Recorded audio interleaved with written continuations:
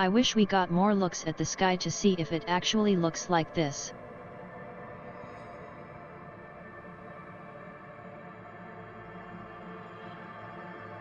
Alright, let's continue.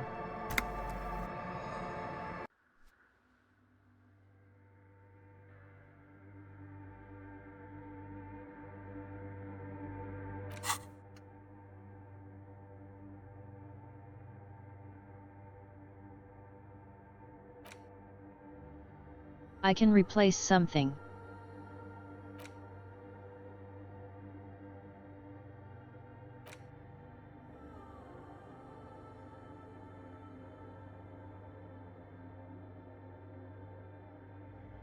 I'm going to replace centrism.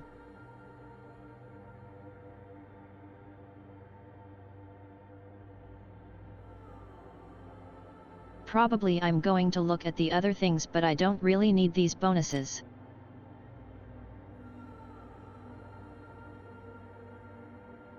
I also don't need this.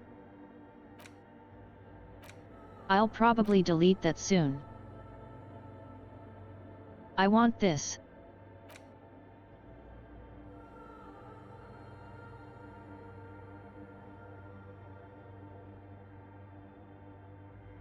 That makes it easier to deal with failures.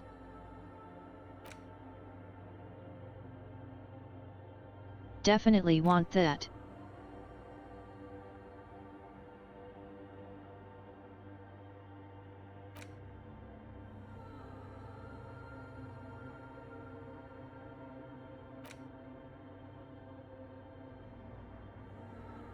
Neutral on that.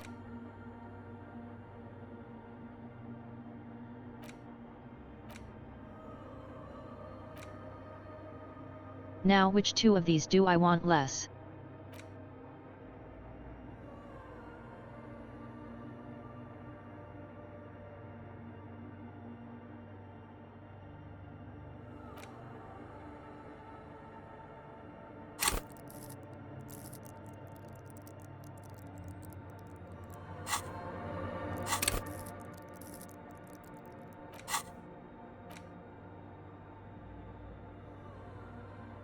This one first and then centrism. This one's just useless to me.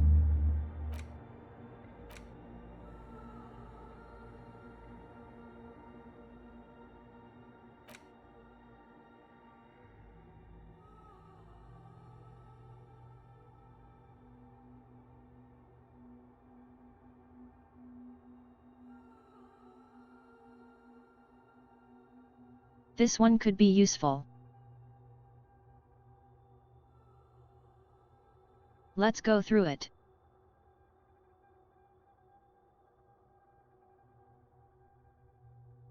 It has been brought to your attention that you are an alcoholic, and that it's a sickness, and that it's killing you. You're crawling on your knees through life.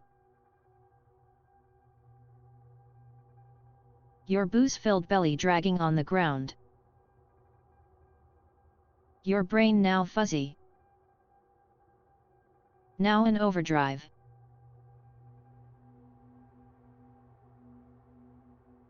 Your hair is sticking together with today's cold, sweating yesterday's vomit. Perhaps they're right. Anything is better than this.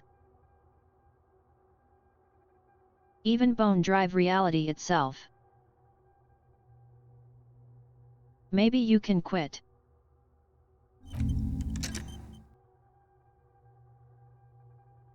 We're going to try and quit the booze.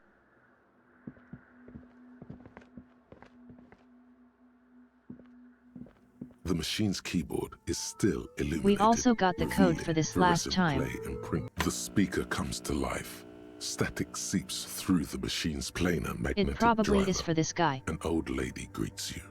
Her voice sounds 100 years old. This dude absolutely needs to quit. He isn't a social drinker, he's a death drinker. Good afternoon, Fortress Accident on San Brun. This is the East Insulindian Repeater Station 1. Please repeat. Is this the personal log?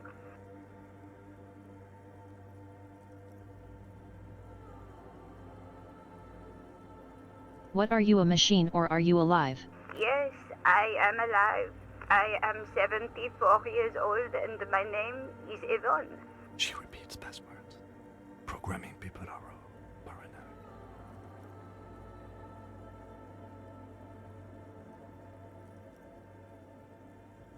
How did you know where I am? I work as a repeater at the East Insulindian Repeater Station.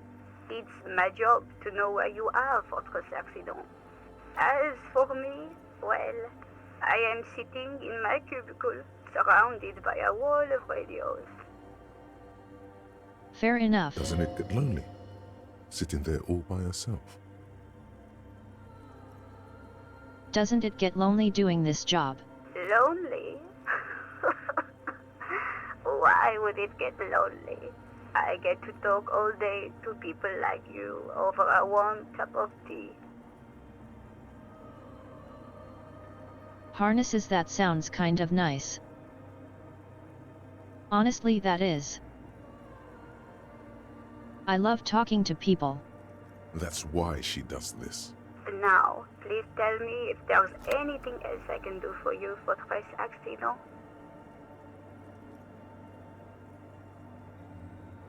Fortress Accident sounds familiar. The company on whose name the terminal you're currently using has been registered to. Do you have any other information about the company? One moment. Fortress Accident SCS produces revolutionary interactive call-in radio games. That's what the catalog says. That's not bad. Yeah, that's right. Tell me more about it. Any other questions?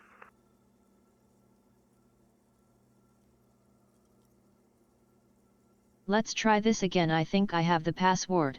Good. Please repeat the password. Afterlife death. Good. I have unlocked the filament. After ending the call, please press print to access the filament. Fortress Accident, is there anything else I can do for you today? Thanks, Grandma. Goodbye, Fortress Accident. The machine's keyboard is still illuminated, revealing fluorescent play and print buttons. The printer prints out a long text document with dated paragraphs. It looks a bit like someone's journal. The first entry, made on the 4th of February, 51, by an unknown author, is short and concise. Arrived at the church. The door was boarded up, so I used the crowbar to get inside. Looks like the place has been deserted. Nothing out of the ordinary, but I'll ask around. Need to figure out how to get the electricity in. The lieutenant leans closer. 4th of February. That's over a month What's ago. wrong button?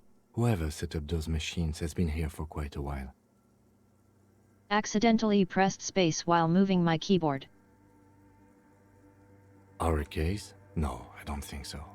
It must be some local eccentric. Let's read the second entry. 6th of February, 51. Had a little chat with the local fishermen. Said I shouldn't go near that place, that the church was spooky and ridden with narcotics. It's a little spooky, all right. Still haven't figured out the electricity. 7th of February, 51. Finally got the electricity in. Next on the agenda, a new antenna. I'm thinking Eska series, something advanced. Why would she need that? Why would anyone need any of this equipment here? Fair enough. 8th of February, 51. Bought the antenna, had some problems setting it up. Called Simon for help. Heard the others are back to making art. Drinking somewhere out of town. Sulislav started a rock band again. Lexi has been seen asking money from strangers. But at least the artists have their act together. They're qualified labor. They can get work anywhere. Graphic design, ads. The programmers are doing fine too. I mean, they're programmers. The writers, though, they're fucked. True. I just have to find out what caused that data loss and be done with it. Still don't understand how it managed to wipe out the backup, when the backup wasn't even connected to the front. I know. Everyone thinks it's impossible. They say I must be lying. I'm here to set it right. Data loss. Seems like something to do with radio computers. Unfortunately, I don't know enough about them to understand what the author is saying. Fair enough. Something about the backup data getting destroyed, and how everyone thought it was the author's fault. Let's just keep reading. Her friends? Colleagues? She must be quite educated if she knew how to set up all this machinery. 12th of February, 51. Brought some food from the grocery store. Apparently, there's a strike going on in the harbor. Definitely not happy to see the Martinez people again. Everything's now set up in the church. Going to start working tomorrow, 8 a.m. The strike. We are nearing the date of the murder. Keep reading. I'm interested now. I want to know what's that radio anomaly that sent this person here in the first place.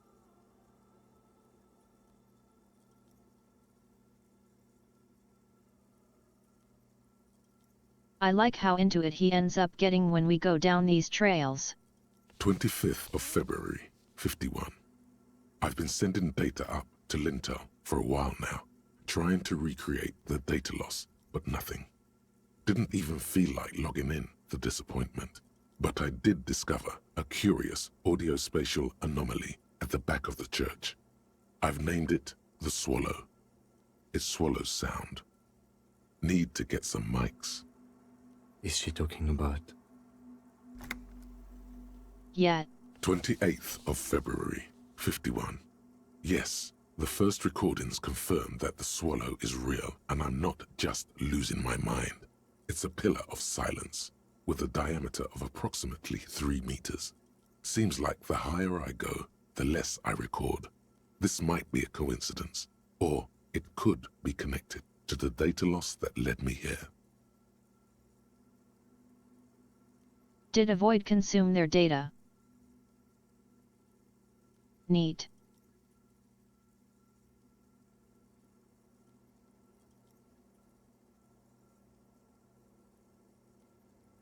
You know I can see the exact same thing. The pillar of silence. She is talking about the silence. Is she suggesting it's more than just an architectural quirk? But what could it be? The lieutenant doesn't answer. He follows your gaze, studying the basins. The water shines in them. No ripples. March 51. Some kind of young disco men have appeared next to the church.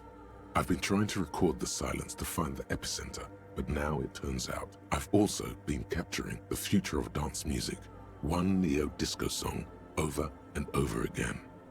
Fortunately, the song is so monotonous, I was able to devise an algorithm to factor it out. The other day, one of the disco men came in. Before I could even say hello, she got scared and left. Good, I don't want anyone distracting me from my work. Guess she's talking about our friend. The girl on the ice? Sounds like her, yes. March 51. A new 2-meter aux cable. Noodles, crackers, ping-ping energy drinks, water, toothpaste, gum, also some canned air. Psst, someone's coming. A strange woman makes straight for the radio computer.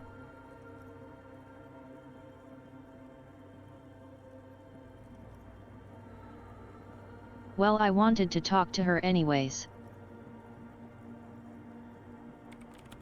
Breaking into my radio computer, I see. Yep. I do apologize for the intrusion, madame. We are with the RCM, you see.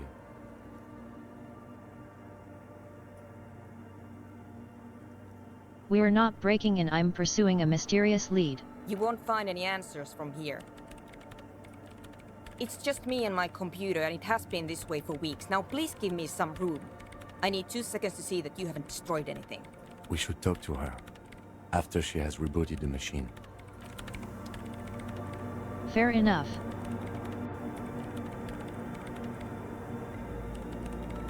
I tried not to destroy anything, but you know sometimes it happens. What is it? I didn't break anything today. No, you just printed out my personal log and wasted some paper. Who are you? What are you doing here? I am Soona Luukkanen-Kilde, the former lead programmer of Fortress Accident and RSA radios. I have over 16 years of programming experience, and I'm proficient in both Vox and Orbis languages. Cool. If you're not here to hire me, I don't really know how I can help you. Have you seen the Crab Man? No?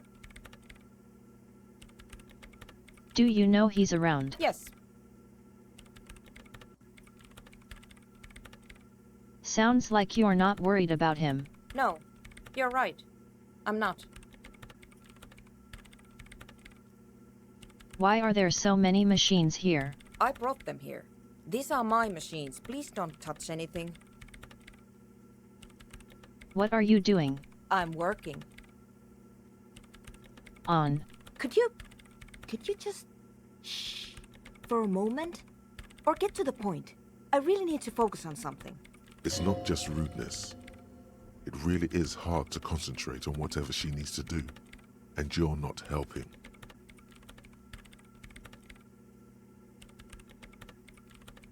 What about those bowls of water? They are connected to my RAIN prefect. Whatever you do, just please don't move them, okay? Short and terse. There you have it. Whatever she's using them for, they're hers. All right, won't touch anything. Great. What are you doing here? You really like those questions, don't you? I'm a cop, that's my job. I'm conducting scientific research here. You can't throw me out. What research? I'm looking for the location of a 2mm hole in the world. Wait, what? She's looking for a disruption in the radio waves. That's what her personal log said. The lieutenant raises his brows, but doesn't say anything.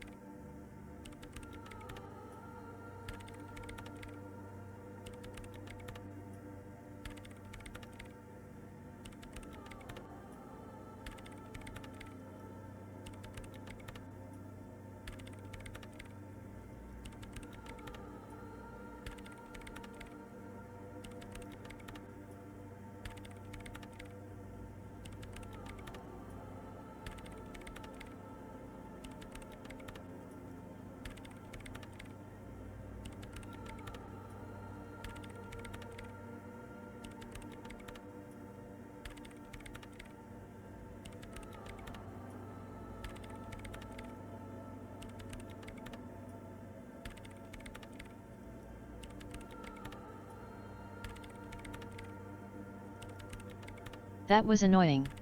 My computer just randomly stopped accepting inputs for a sec. It's fine. Anyways, back to this. Yes, that's what led me here. But I suspect it might be something a bit more complicated than that. What does that mean? Exactly. What does it mean? Up to now, it has been impossible to say what it is because it's impossible to measure nothing. Could have been. What do you think it is? What qualities does nothing have? How do you measure something that does not exist? That's a little above your pay grade at the moment.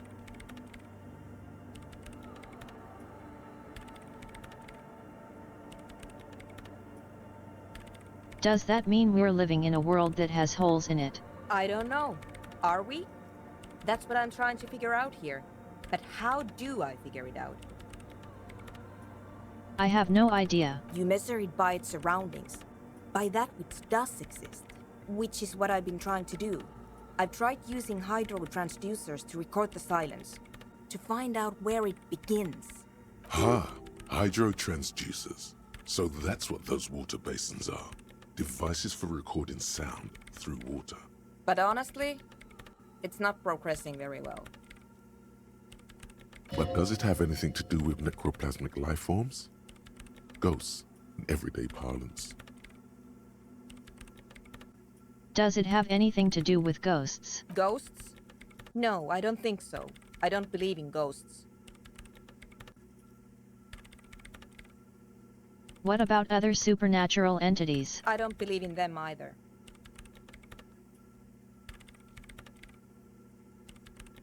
Great.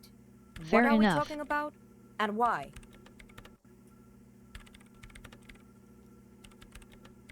Do you have any idea where it might be located? Somewhere underneath those roof beams, I assume. Strange things may flourish in the dark. Why there? There's this place at the back of the church. A place where all audible vibrations seem to cease. I've named it the Swallow. And the higher you go, the less you record. The Pillar of Silence? Are you sure it's not just an architectural quirk? Maybe, but it's oddly close to the physical coordinates of the data loss that led me to this place. That's where the Crabman lives. I know.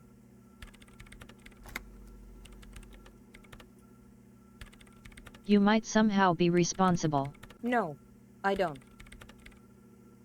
She sounds mildly annoyed by this line of questioning, her hands typing hundreds of commands into the machine. You said your research isn't going well, why not? Because it's just trial and error, trying to locate the Swallow, the exact point in space. And I don't have a... You know what? It would be really helpful if you could just stop talking and let me work. Understood. Great. Thanks.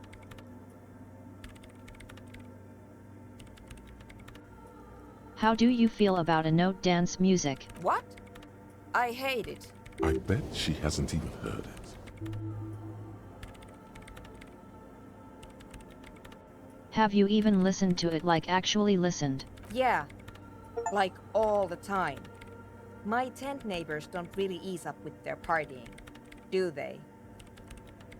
Maybe I'd have to be on drugs to get it, but to a sober mind it just sounds like uninspired rug whipping. No idea what it has to do with either dancing or music. Okay, what about a club? This is about those speed freaks in the tent, isn't it? I've got some news for you. It's not a nightclub they want to build here. What do they want to build then? Take a guess, why don't you?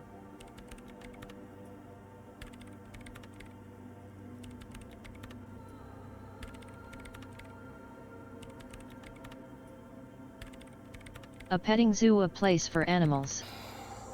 I can't believe they got you so easily. Good luck. I'm not coming in there.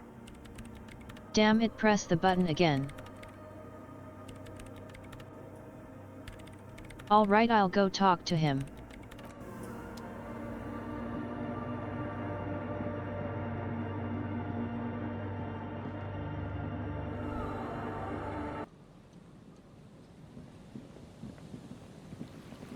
I'd also like to help science though.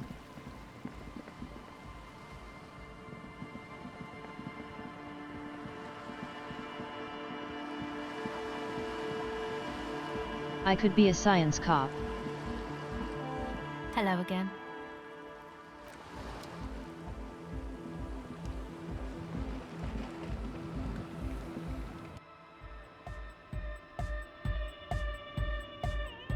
Hi again. So, how are things going?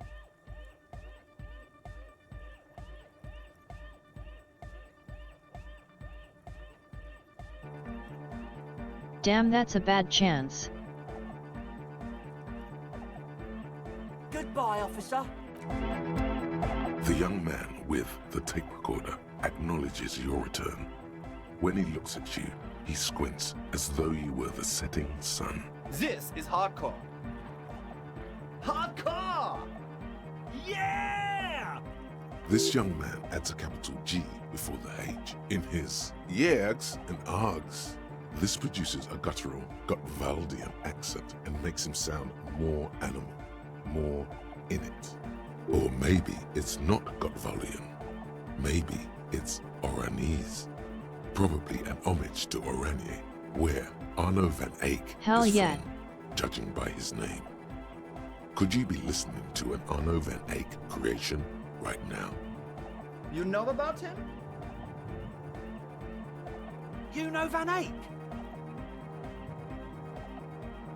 Hell yeah. Wow!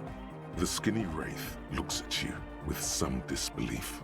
So am I! So am I! Oh! Is that why they call you Egghead? Because... Egghead to the mega! The K became the G! The boy became the man! You go, man. The Advent?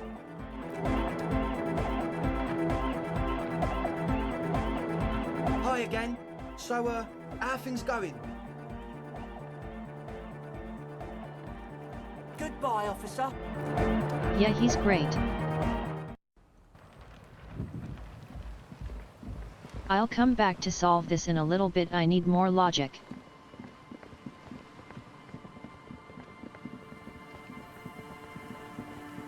But more importantly, I need to get some money so I have a place to stay tonight. Time to go rob some places.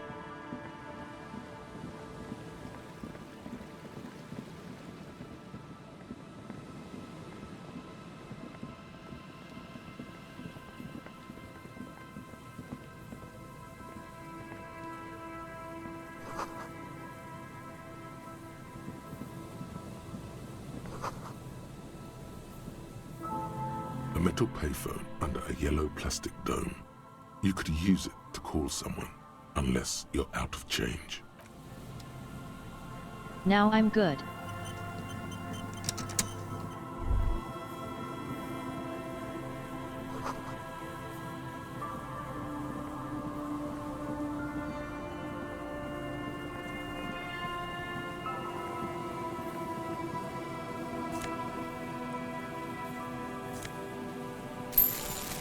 Money. Someone has left an unidentifiable article of clothing on this railing. It smells really bad. Let's take a look. It's streaked with dried seagull shit and tangled with pieces of seaweed. A dangling arm suggests that there might be a jacket beneath the crust of filth. It seems likely that it was left in the surf until someone laid it out on this fence to dry out. Unfortunately, that just seems to have stiffened it into a shapeless mass. Please tell me you're not taking that with you. Why not? It's a guano-encrusted jacket, and you're already carrying around enough as it is.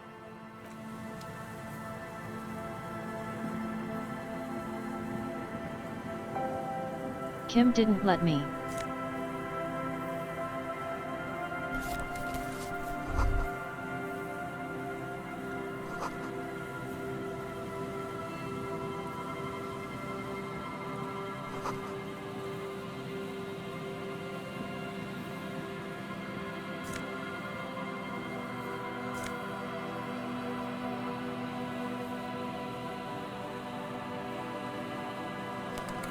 That's pretty useful.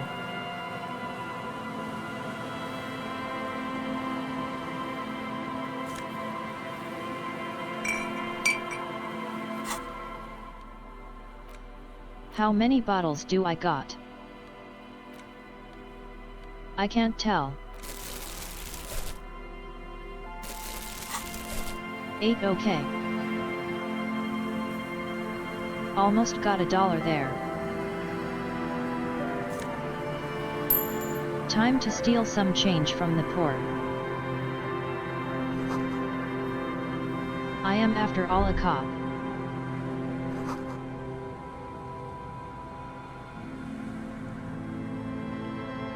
A man lies on the boardwalk, his limbs bent and neck turned at an unnatural angle.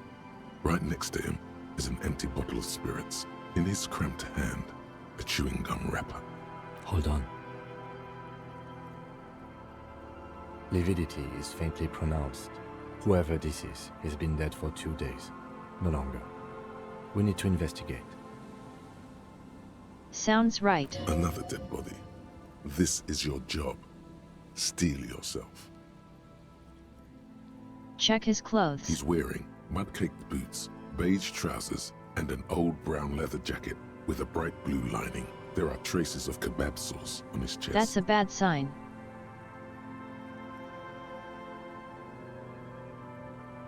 The person we were looking for had a very unique lining. A cool leather jacket with a bolt of blue? Oh no, this sounds terribly familiar. You find some sunflower seeds and a rain-soaked library card folded into 2. His jacket feels sodden and heavy under your hand. Good. We should take a look at that library card after this is done. Yes, check the guy out. The man has fallen through a crack in the boardwalk and hit his head against the metal bench. Coagulated blood covers his That's black rough. hair. One of his feet is still dangling through the hole. A bad fall. It might have been dark outside. This place is a minefield in the dark. That's very rough. His expression is dull, like the sea behind him. Drops of water shining on his mustache. His eyes, empty and wide, look frightening in their frozen gaze. Height, 170 to 175 centimeters. Curly hair, stout build. Age, approximately 50 to 60 years. He was confused when he died. Confused and alone, most likely. Overcome with the awful surprise of it all. He was just about to head home. The first step back home proved to be his last. Damn.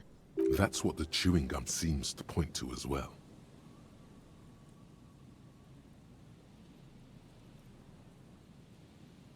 I appreciate all of my voices coming in to help me investigate. They're all doing their job. There's some dried blood on the metal bench, right where the corpse's head rests.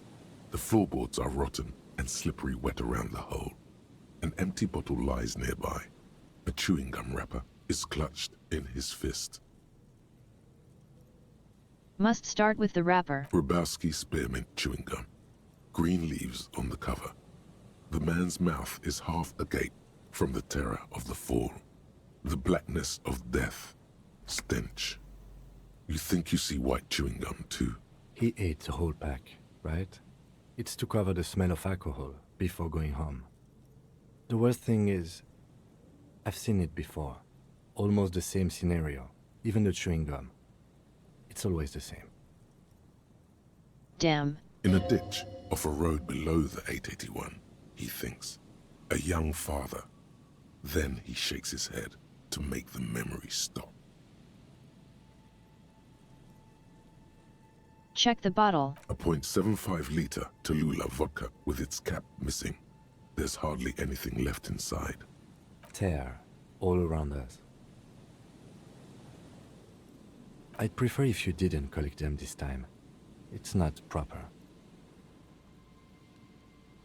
True. Fair enough. It feels disrespectful. Check the floorboards. They screech under your feet ominously. It's hard to say whether the dead man's weight was the cause of the boardwalk to break. It definitely looks fragile. He could have easily disappeared into the sea through that hole, and you would have never found him. All right, let's check his head. A dried chunk of blood covers the hair at the back of his head. An open wound. It's sticky and cold to your touch. This is where he came out of himself, drop by drop, when he was unconscious. It took 3, maybe 4 minutes. I don't see any other major wounds, do you? Seems like the head wound was fatal. It's exactly the shape of the bench. The entire boardwalk Sounds creaks right. in the wind as you take a step back. Looks like one of the locals. He'd have to know this spot to come here. You don't just walk over here. But that's just a lazy assumption. What do you think? A dead working-class man with a bottle in his hand? Don't deceive yourself. You know who this is. I'm worried that that's true yet. The woman you met at the book stand? Why do you think it's her husband? Jacket mostly. The bright blue lining? Well, he's definitely someone's husband. And we'll see about that card too. Death by misadventure. He slipped and fell through the boardwalk. A truly unfortunate accident. If it wouldn't have been for that bench, he'd be alive. Probably drunk. Oh yes. Some symptoms of acute alcohol poisoning could have definitely played a role here. Severe confusion, respiratory depression, unpredictable behavior. But I think that death arrived through head trauma, not liver failure. What about it? The deceased ate some kebab. It's probably from a nearby place, maybe in the parks. Sometimes a kebab is just a kebab. This is a pretty dangerous boardwalk. They'll seal this place off after the news reaches the coalition officials. I doubt that they have enough resources to actually repair the boardwalk. Not that sealing it off would keep anyone away. All it does is keep the city council's hands clean. It does seem to be a pretty straightforward misadventure, although there's still a question of identifying the body. What should we do with him? From where I stand, I can see 2 options. We either take the case and follow the leads to identify the body on our own, or we report back to the station and leave this for our colleagues to handle. Of course we are taking the case. Alright, we should first examine the library card you found. Then we can call the station from my kinema. Let them know we are taking the case.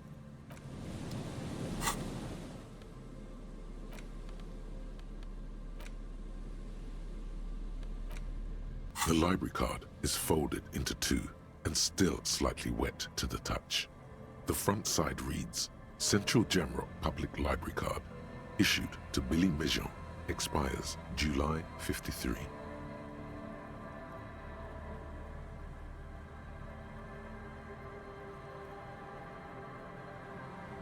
Billy is a unisex name.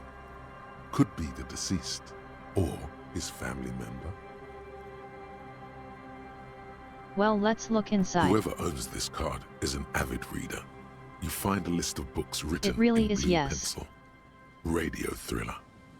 Stand a little less between me and the sun. The last one in the list is The Glinton Curve by M. Theobald. A library stamp indicates that the book has been returned. Most of these titles seem to be in the sci-fi genre. Some thrillers too. If lost, please return the card to the library. Dial 005 02 55211 or visit us at Moreau Street, 78, Jamrock. Business hours, 900 to 1800. Good. We should give them a call from my kinema. See if we can learn anything about Billy Mejean.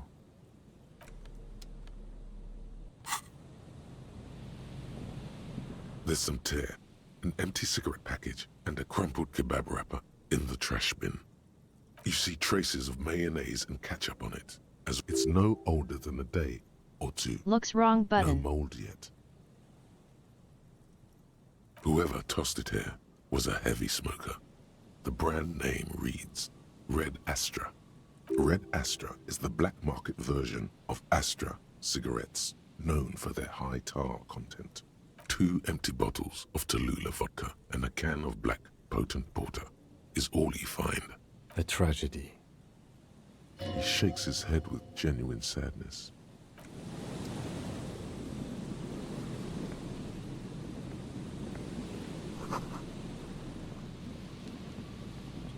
Damn. Sucks to be this guy.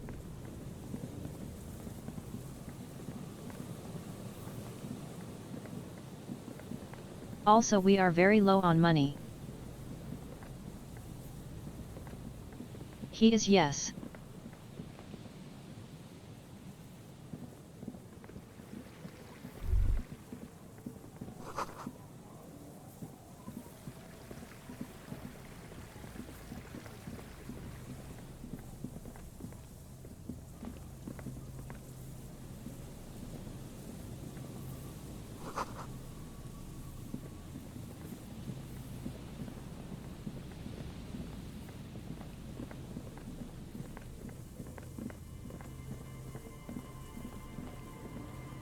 Hello there. I'll talk to you in a minute. I'm stealing money first.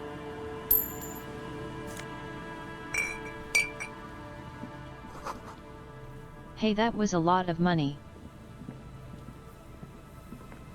You see a once bright mural towering above you.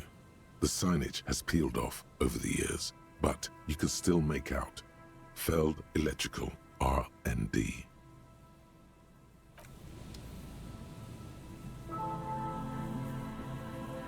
And Mikhail noticed the windows, especially with how there are no windows on the south side. This was to deal with. You officers, come to investigate the historic subtext of West Martinez? I'm Tran Heilostam. You must be Kim Kitsuragi, right? I was just telling my son about this building. Not a lot of people realize the historic significance here. Very rich in hypertext. How do you know our names? Nice to meet you.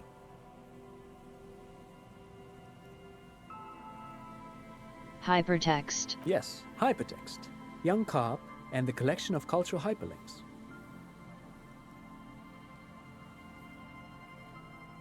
What was that about the windows before? Oh yes, so Mikhail.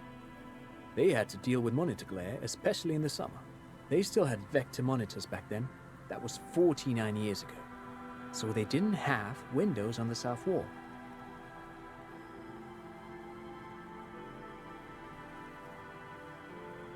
That's actually kind of genuinely fascinating architectural fact. No, I can't say that we've met before, but I've heard of Kim, of course. Mikhail, say hi to the officers. Mikhail's a little tired today. We spent all night trying to run Orbis on his radio computer. Have you heard of it? It's a programming language used in Grad. Quite tricky, but he wanted to play this Grad-made adventure program. We've been getting really into Worms lately.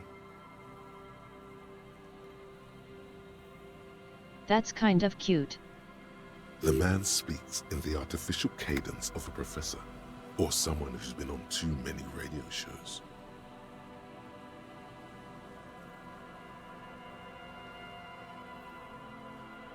Up all night trying to get his computer to play games with his son.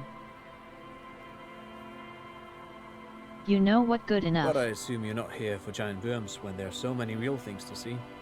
Just as I was telling Mikhail before, this is where the Coalition landed in '08.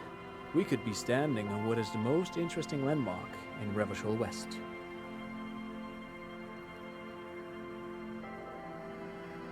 This man is your half-brother. You feel it. But why? Maybe next cop. Well, get a load of this guy. X even. He really enjoys his trivia. The Orbis programming language was named after its inventor, Victor Orbis, a cybernetician from Grad. They run Vox in the Occidental countries.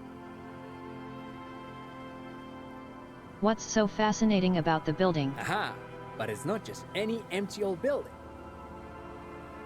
What not a lot of people know is this used to be the R&D department of Felt Electrical.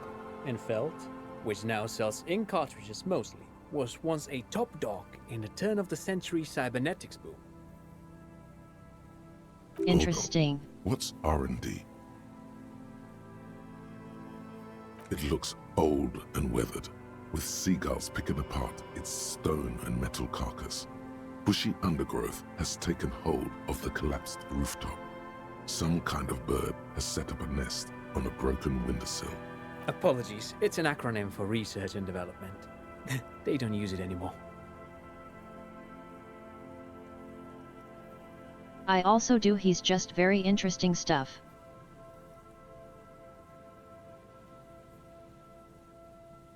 And just out here walking around with his son after trying to get games working with him. Alright guy. You're probably more familiar with RTD, Research and Technological Development. Mayor Kalpa, you are not familiar with that one either. This man is a bookhead. Don't think I've ever heard of it. That's not surprising. Only a vestigial ink cartridge and ferrotape manufacturer remains. They started out as a midway electronics outfit in Königstein 2 centuries ago. After an aggressive move to Revachol, Feld became a global player in the emerging personal electronics market of the pre-revolutionary era. Still, Tricentennial was beating them in business machines. But Feld had an ace up their sleeve, or should I say they were developing an ace up their sleeve? I'm mixing my metaphors here. Tell me more. It was here in Martinez, possibly in this very building, that they developed prototypes for a tape computer. Or what?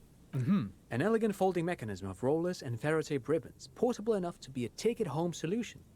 Revolutionizing business machines, possibly even bring them to the average consumer. That would be cool. He absolutely is.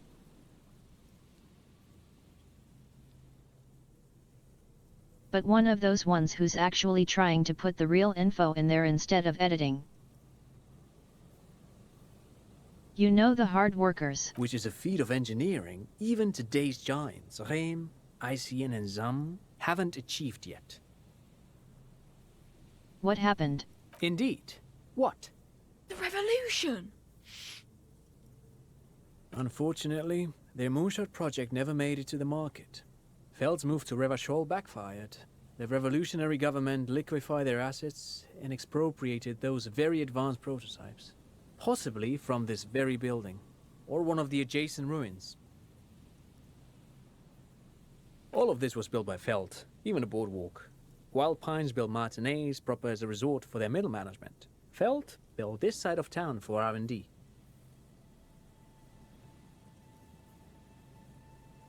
They built this whole place. Yes, they even built a pleasure wheel, but that got destroyed in the war. A pleasure wheel? Perhaps reminded of a childhood memory. It's clear he would prefer there were a big wheel lighting up the coast. Yes, to lure in their star engineers. This part of Martinez was nothing but reeds before Feld arrived.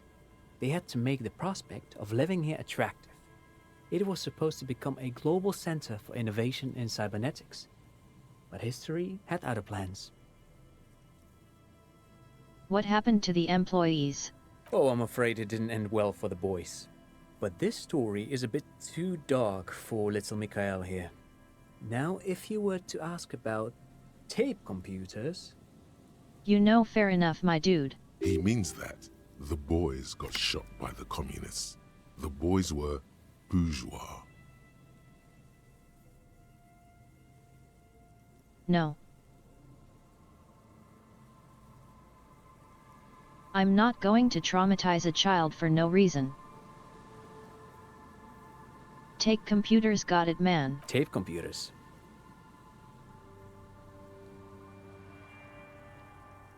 So what did they do with the tape computers? They used them for military communications, but also to write and send out press releases, the most notorious example being Le Décret de Mars. What was that? What's the Mars Decree? I mean the radio transmission sent out to news agencies and world governments by the newly created commune of Revachol on the 7th of March in the year 02.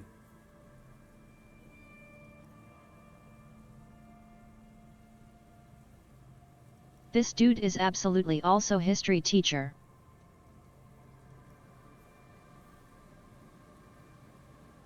But he's the charming kind of history teacher, the one you actually want to listen to. A short-lived legislative foundation for a short-lived utopia. It's a beautiful piece of text, actually. A singer-songwriter I know, Charette, called it a love poem to Revachol on her political concept album, Bon Baiser dans ce Lind. You should read it. Every local library in Revachol stocks a copy of the decree.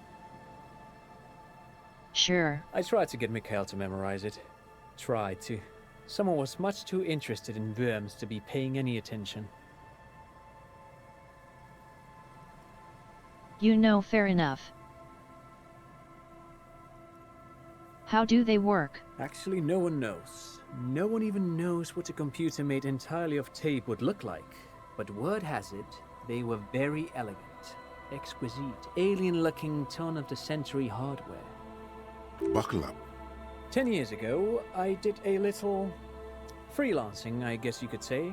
I was a special consultant for an exhibition at the Womty Dumpty Dum Center in Vredefort, Oranje. It raised the same questions, and we had lengthy discussions with Paul Ockerman, who was head curator at the time. This was before the twins Keith and Guy Hughes joined the team, trying to... He did it. He said, Wumpty Dumpty Dom Center, like it's the most natural thing in the world. Hell yeah. What the hell is a Wumpty Dumpty Dom Center? And who the hell are Keith and Guy Juiced? I don't know any of this information. The Womty Dumpty Dum Center for Contemporary Arts. The exhibition itself drew on Lagerman's notion of memory, and so there were some parallels. That's why the head curator, Paul Ockerman, chose to... Is he making this up? In fact, I'm not. The Womty Dumpty Dum Center is a place you can visit if you're ever in Vredefort and are ever in the market for an exhibition space / contemporary art research center. But perhaps I should return to the tape computers. As I was saying, the device itself was very elegant, fragile even. One could write directly on the tape using a special chemical solution. The machine would then analyze the handwriting, perform operations, and project output onto a white screen. It was a beautiful, delicate thing. Made of black film and folding tape structures. That's pretty cool. Very, very cool. Though I understand the socio-economic causes of the revolution, it pains me to imagine the revolutionaries setting fire to this precious device. But so they did. The felt playback experiment vanished into the fires of 07. Yes, the official name of the prototype. Some sources report it as the felt playback experience, but those are incorrect. Yeah, he's a Wikipedia creator. Who knows? Maybe it was an accident, or maybe they didn't want the technology to end up in the wrong hands. Either way, they're all gone now. All 3 versions of the prototype. Nothing but debris and ashes remain inside that building. That sucks. But of course, what else?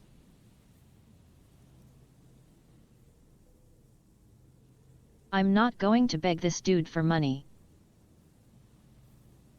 But thanks for the talk. No, thanks to you for having me and little Mikhail here to pick your brain. A very interesting conversation indeed. Pick your brain? If anything, this was rather one-sided. He did the talking. Whatever.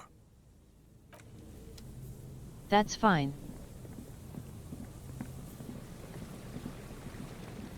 I like listening to people who are very interested in their subjects.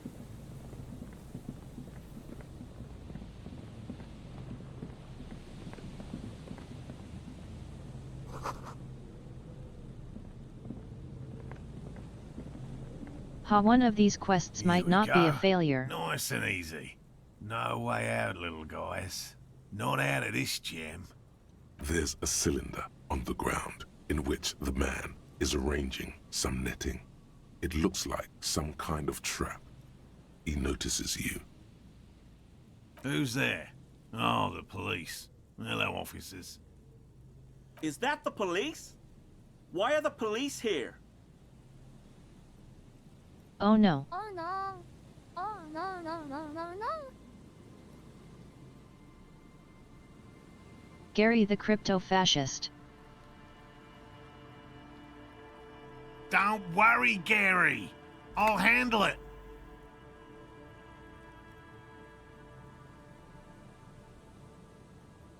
You're the cryptozoologist. To what do I owe the pleasure? That's sarcasm. He takes no pleasure from your appearance. You don't seem happy to see us. Oh no, it's all right. I'm just busy. What's this about? Elena has been worried about you. Of course. Thank you for passing along the message. That damn water lock is broken, and we can't go all the way around the 881. I don't think I need to tell them that part.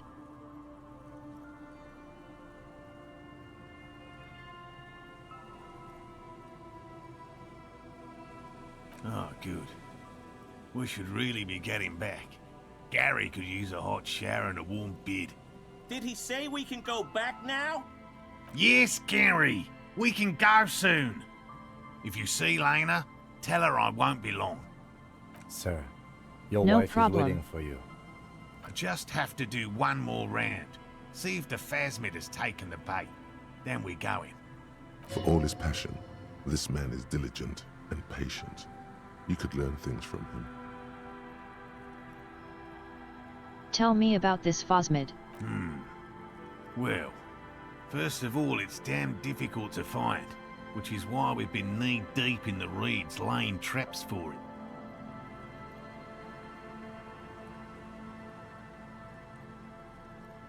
Good question. Being a phasmid of the order Phantasmodea, a ghost insect, it disguises itself as plant matter. In this case, the reeds. Awful lot of reeds around, aren't there? And I He's not suspect it wrong. may have also developed other specialised techniques to protect itself from predators, or scientists, in our present case. What techniques? It's my hypothesis that it has evolved certain electrochemical defences that allow it to interfere with animal perception, impeding pattern recognition, confusing the visual cortex. But I cannot describe how these defences work, much less how they evolve, without studying a live specimen. All right. Yes, it makes perfect sense. You're beginning to suspect there's something paranatural about this phasmid. How big is it? I'm expecting it to be quite giant. One known species of phasmid, called the Megaphasmodea zoensis, is about the size of a grown man's forearm. So, Why are you so interested in it? typical rookie assumption.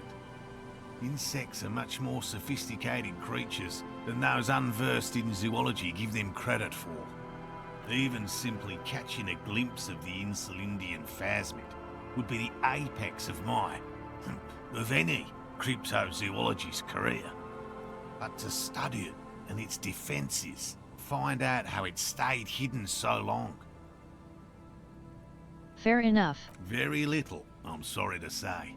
No one's ever captured a specimen, so all our information is based on first and third-hand accounts. Not yet. That's what makes it a cryptid. Again, fair enough. Just out of curiosity, if there's no proof of its existence, how do you know it's real? I know it's real. It's clear that his obsession with the phasmid is driven by something more than the pure pursuit of scientific advancement. By which I mean, I've heard enough first-hand accounts to believe quite firmly that the Insulindian phasmid is more than mere superstition. What would it be like to grasp and hold onto something you think is next to you, or just behind you, like a trace of vapor you exhaled one spring morning as a child? This is what he's searching for, a spectre. There's been a sighting of it, huh? Yes, the most recent sighting was by a couple of teenagers along the coast here. That's what brought us to Martinez specifically. It's the first credible sighting in several decades. Admittedly, it's an unusual location for this species, but with all the sewage runoff upstream, it probably doesn't matter much anymore.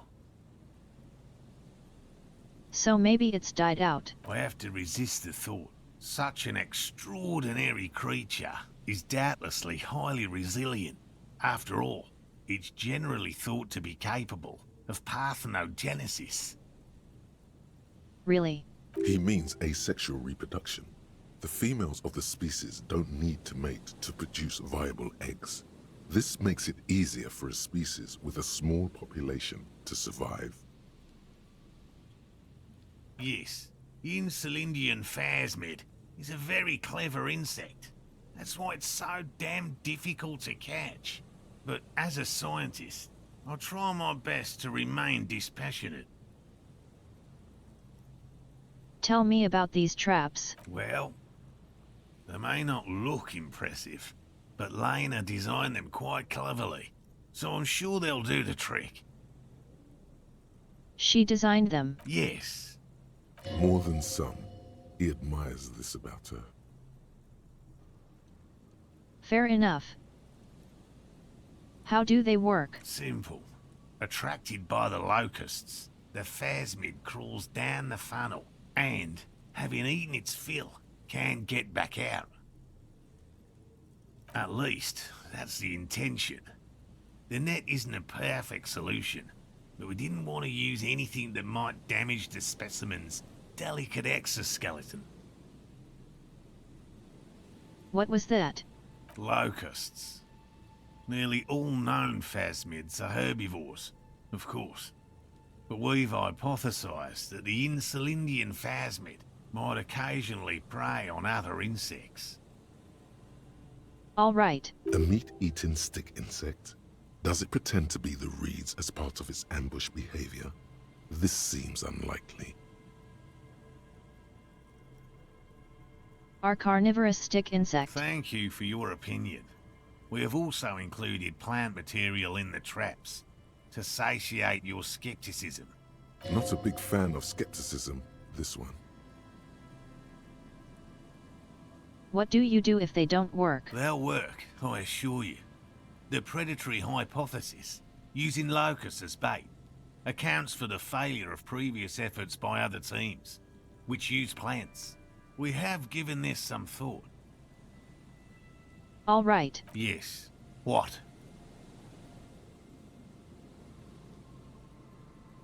How do you become a cryptozoologist? I've just always liked animals and puzzles. Searching for cryptids is a bit of both. Fair enough. He seems reluctant to talk about himself, but he'll open up, if you prod a little.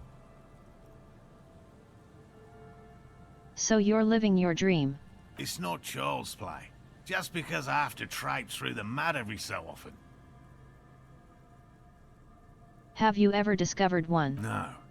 Very few cryptids are ever discovered, and not for a lack of trying. To stay hidden is a cryptid's primary quality. It's even in the name, cryptid. How many have been found? Of the list of cryptids kept by the Cryptozoological Society of Chemnee, which is 4,082 items long, about 2,000 have been confirmed as hoaxes. 2 are categorized as confirmed discoveries. The rest are in differing stages of discovery, refutation, and data collection. 2 you say? Yes. The Chateau Quan forest pygmy, who turned out to be an extinct species of primate, and a cave salamander from Yugograd, who is, honestly, quite unremarkable. It's in a zoo somewhere. We cryptozoologists are brutally honest with ourselves. More so even than the public. With cryptids, most cryptids are hoaxes or they are never found. That does not mean we should stop searching.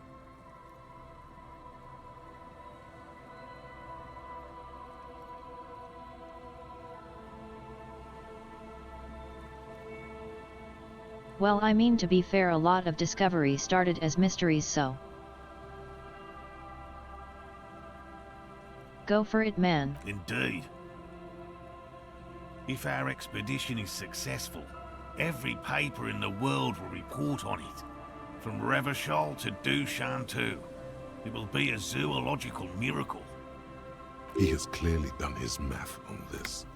There is no surprising him or swaying his opinion. Fair enough. You do, human. Yes? Alright. What cryptids precisely? I usually discuss these things with specialists, so I don't know what. We would have to discuss. He wants to say, but decides against it. You need to ask him about specific cryptids. Cryptids you've heard about from Lena or his friend Gary. He won't just talk. I want to know about the gnome. Formerly the most dangerous, yes. But do you know the most dangerous living cryptid? He doesn't want to make it feel like you knowing it is some big deal. I do not. The most dangerous cryptid is a carnivorous ruminant, known colloquially as the dread moose. Tell me more. Yes, the dread moose subsists entirely on flesh. It has even been known to dig up fresh graves in search of sustenance. Does it attack people? Human remains have been found deep in the forest, torn apart, then trampled into the mulch by large hooves. Infer from that what you will. Damn, what does it look like? Just like an ordinary Arden moose. How can you tell which kind it is? You can't. That's what makes it so dreadful. And hard to identify. If she gets mad enough yet. A moose that looks like any other moose. What's going on here? He's kidding, right? I am 100% behind the dread moose. Of course you do. The bodies found in the forest are just one piece of physical evidence. There's more. Sightings in Vasa, reaching back 4 centuries. But, of course, nothing satiates the skepticism of. A detective. Pardon me, I did not wish to seek conflict. It's simply my training to question things. Understood, Lieutenant.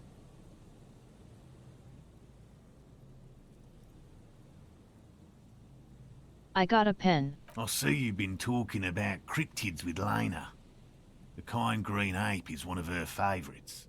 A warm wave passes him. Of course, the kind green ape is her favorite, he thinks.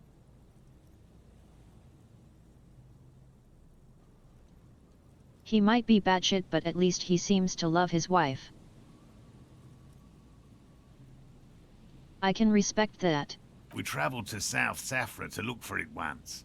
Gary and I got stuck in a rainstorm, though, and had to spend most of our time there in a little village. The search was fabulously unsuccessful, but the people were very nice. I'm glad they didn't understand what Gary was saying about them. Yeah, Gary sounds like a bit of a dick. What? South Safra? They're just on a different rung of the ladder, Morel. I had no problem with them. The voice they gave the crypto-fascist. Perfect. Without flaws. Really? You kept complaining about how dirty everything is, but we digress. They're a nascent culture. I just didn't feel comfortable. And let's change the topic, okay? Talk about your critters. Or whatever. Yes, Back to cryptozoology. You don't want to sow disagreement between friends. I kind of want to.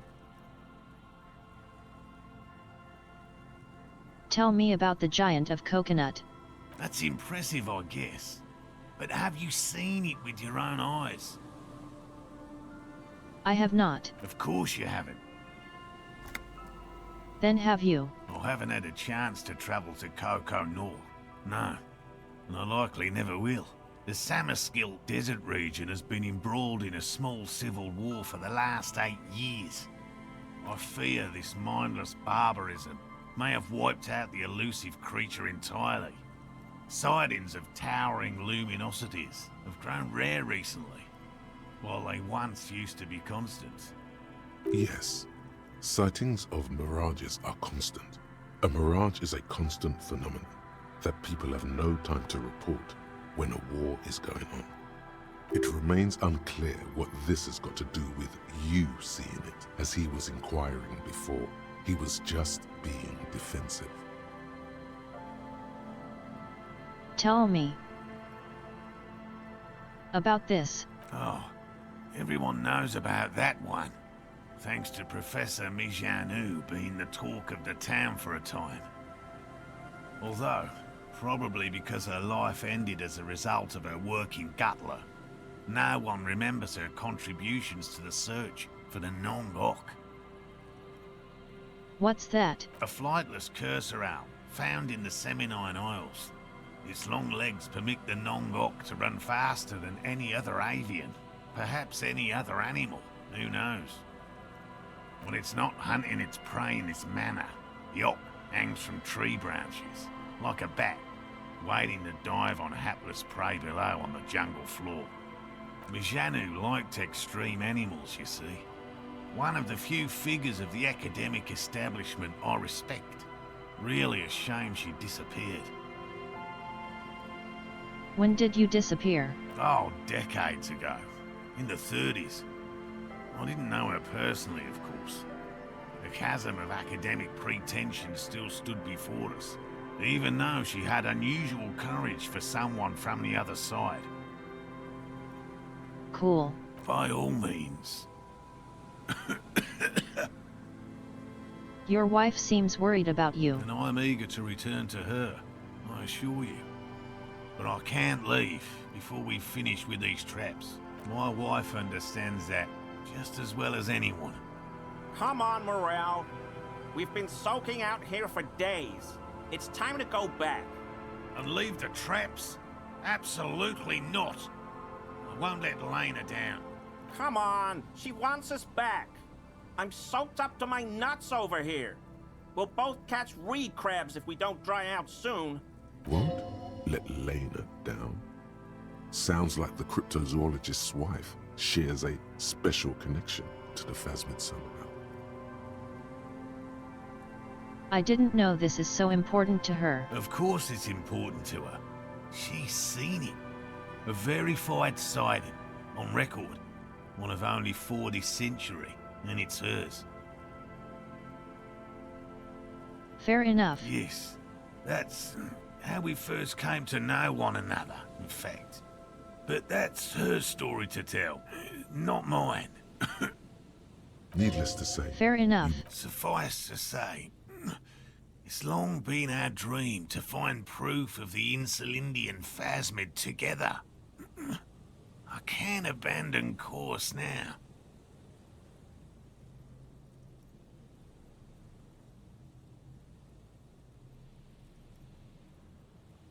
Sounds like you might get a cold, dude.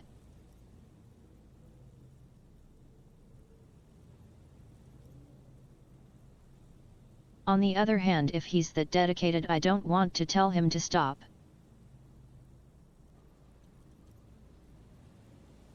I should comment on this though. No, no, no. The traps need to be monitored on a regular schedule. What would we do if the Phasmid were to starve while we were sipping tea at the hostel? He's dead set on this. Can we check for you? I didn't expect you to take such an interest in our work here, officer. The work's very similar. Yes, indeed. Both require a great deal of research, attention to detail, and, above all, persistence. Where are the traps? There are 4 in total. One is to the south, on this little peninsula, by the boathouses there. It's very near. Another we set in Land's End, to the northeast. It's behind a small sand dune there, on your way to the old radio tower, after the church. The third is set near the canal, where you crossed, by a concrete slab. A big thicket of reeds going up the slope, and among them, you should check at least one of those before returning to this one, since I just said it.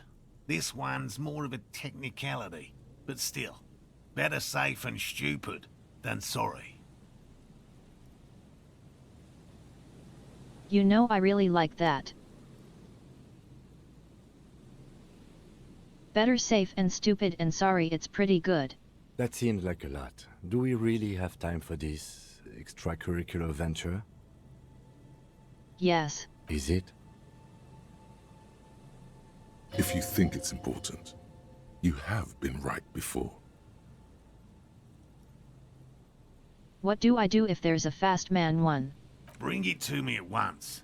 Just make sure the trap is closed tight. He's not comfortable with the possibility that you'll claim the find, but he's lying about this even to himself. What if I encounter it? That's highly unlikely, officer. But in the event you do, I'll spray you with a pheromone mixture I developed. It's made of musk and research chemicals. The pheromone should attract the insect to you, or at least prevent it from bolting at the sight of you. It's quite potent. Will last you about a week. Lay it on me. Wise choice. I hope you're not buying this. He dispenses it without letting you touch the canister, so it would be precious like holy water. It is precious. A single dose cost me 50 real to develop. Not that I expect you to understand self-financing one's own research. Let's do it. Right. Which means you two can pack up and go back to the whirling. Whatever he thinks about this detour, it's clear that these men are exhausted and in need of assistance. Finally, someone's talking sense. Thank you for your help. Gary and I will start breaking down camp. If you have any more questions, now's the time to ask. We'll be gone once you get to it. Fair enough. Now to talk to the one I'm going to hate. Hello, I'm Gary. Very generous of you to help us out, officer. Yellow man. I mean, officer. Really? The lieutenant raises his eyebrows slightly and takes out his notebook. You couldn't even go one sentence.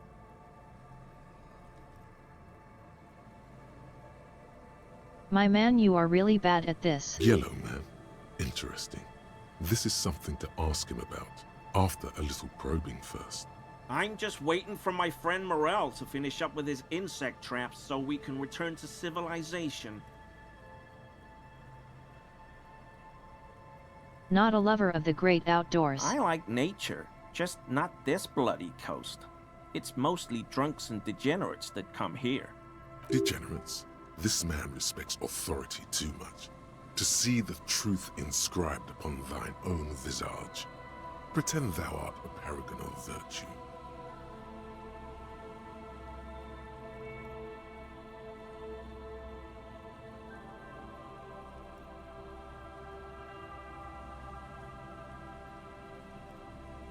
I am neither of those things, I can assure you. I'm a by-the-books clean as a whistle officer of the law. I'm not even tempted to touch intoxicants. I've been tempted on occasion. But someone has to stay strong for Revacol. He pronounces Revacol with a hard K, unlike other people.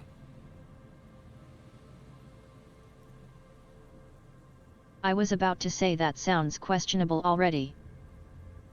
Serious question time. This man is no innocent. No one is. Whoever call. I like to pronounce it the hard way. The old way. The Vespertine way.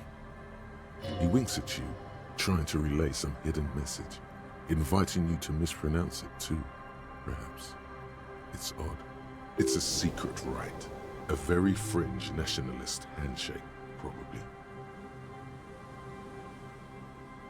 Do you know anything about the case? Oh, so that's what the RCM in Martinez is about. Great. Great to hear someone's finally taking care of that. So you do know something about it? No. Nothing. He was some kind of mercenary. But everyone here knows that. I'm just glad to hear you're looking into it. That's all. He didn't kill him or anything, but there's something going on here.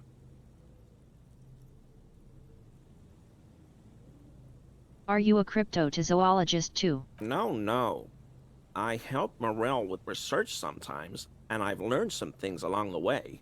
But I don't usually go in for picnics like this on my own. You seemed surprised to see my colleague. Not many Sealites here, or anywhere, other than Sail. I meant no offense, truly. Do you remember how, when we met Measurehead and I said the next racist will be a really good one? Yes. Well, this is that racist. Yes, our lucky racist. Will you grant us 3 wishes? Hey, man, all I meant was there are not many Sealites around here. I'm just stating a fact.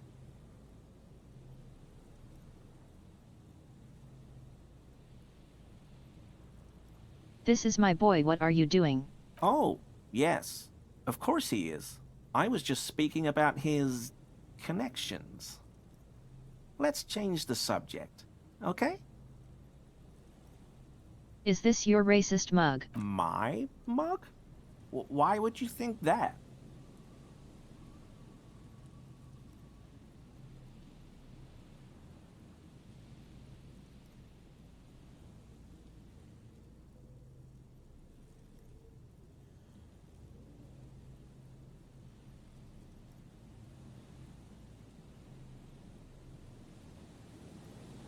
It's not a normal thing to just say to people. Really?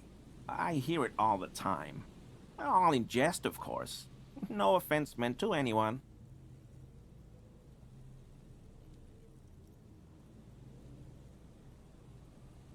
You look like the kind of man who knows it's a crime to lie to an officer. Okay, I admit it. I threw the mug away in the trash container behind the hostel. I know I shouldn't have, and I am very sorry, officer. You're not going to find me, are you?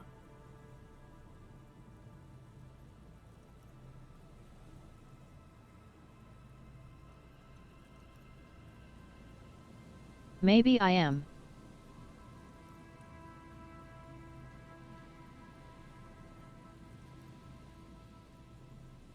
You're going to pay for my night. Okay, I deserve that. And I won't do it again. You have my word. I don't know what got into me.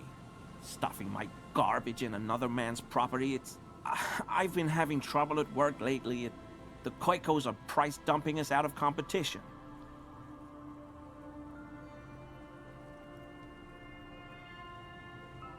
I can't get away with the maximum fine. I'm only going to do what the actual list of crimes I was given would be. What did you do, Gary? Nothing. Just answering some questions. Helping out the law. How do you get into the trash container? That's pretty important. 'Cause someone hid clothes in there. I know a guy who works with the trash collection services. CS Municipal. He gave me a master key for the trash containers of Martinez. Why do you need to get into there? So I can use the Whirling's trash compactor to store my own stuff. Garbage disposal is expensive as hell. The damn Hemians run it like a mob. I'm sorry, okay? I thought I could cut costs. I shouldn't have. I shouldn't have disgraced myself.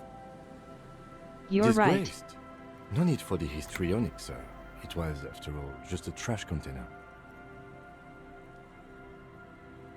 Did you put the clothes in there? Officer, please. Let me explain. It's not No. like that.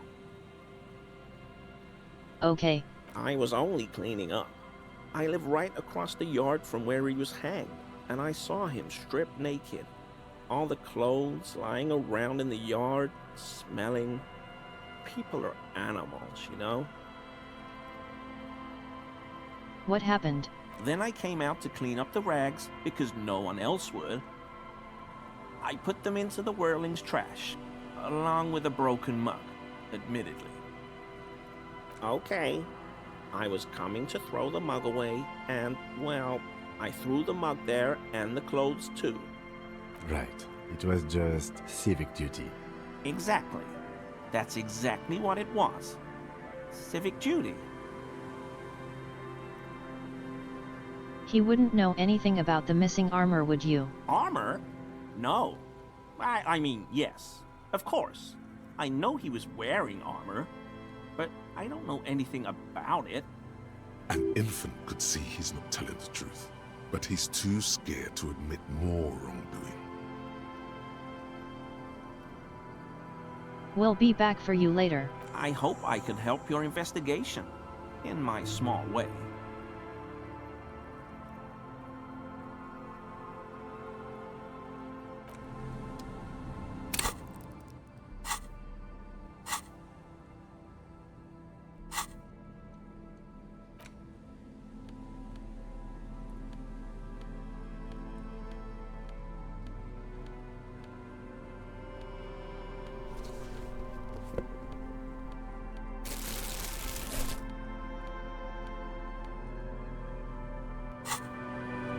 Always a pleasure to... I mean, officers.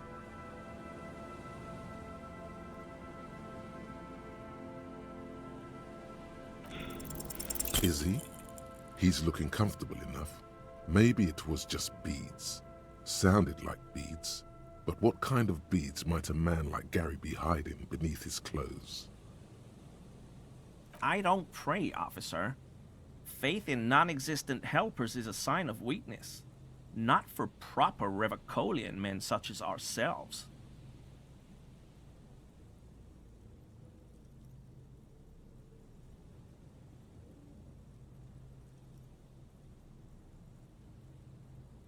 I want to punch this guy. That patch of reeds over there, it's a great place to hide something. Kind of out of the way, being so close to the water.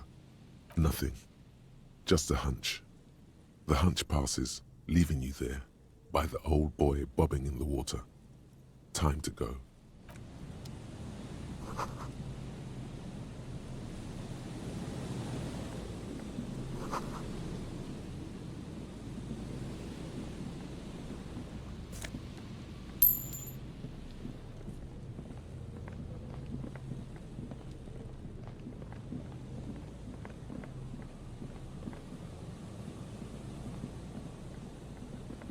That could be possible. I'll need to get my stats up to check.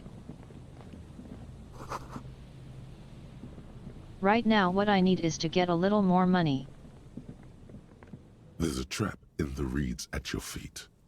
Looks like the same one you saw Morel set before. Same mesh, same wiring. Behind you, the ruins of a residential building rise over the reeds, shielding them from the wind. The reeds rustle confidently. Locusts are crawling around in the trap, confused but uneaten. You see no carnivorous reed phasmid gorging on them. Big surprise. Anyway, 1 down, 3 to go.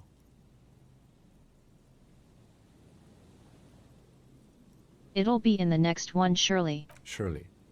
Anyway, the air is nice and fresh here.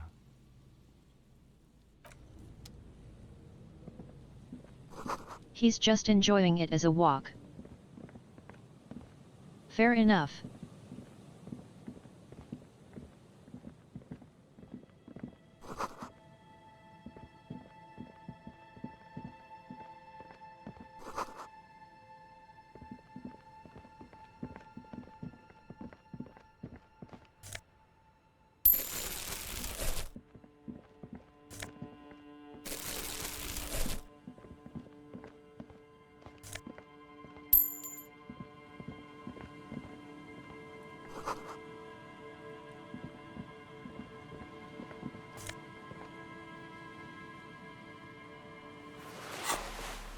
What is that?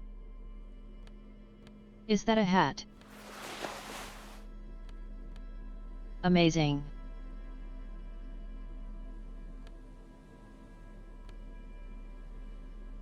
Ultimate peak focus.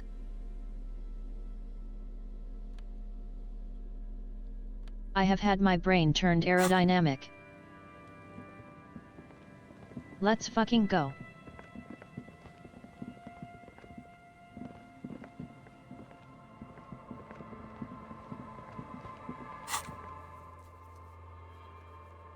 You can't stop me.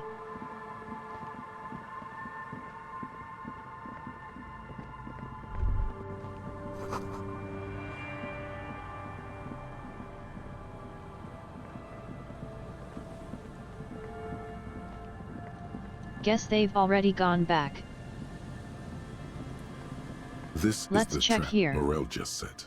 Checking it over, he said, is just a technicality.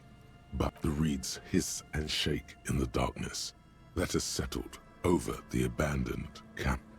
This trap is also full of panicked locusts. No sign of any cryptozoological beast inside. Another empty trap.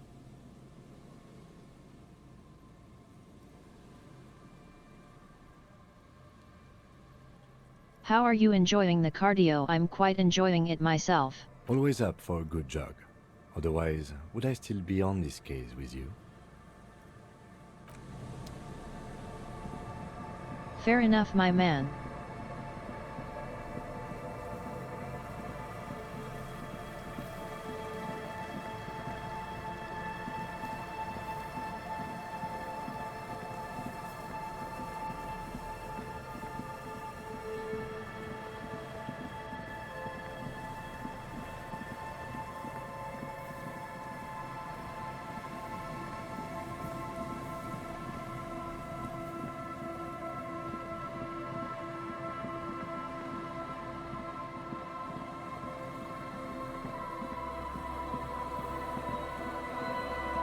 Don't think I went up here.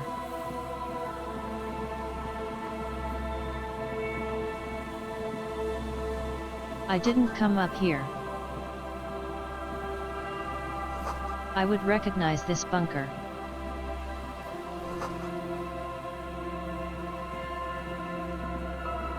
An old door, worn by elements, guards the depot. The wind has blown a sand dune in front of it. The door hasn't been opened in a long while. You see a handle. The hell is this? It's military.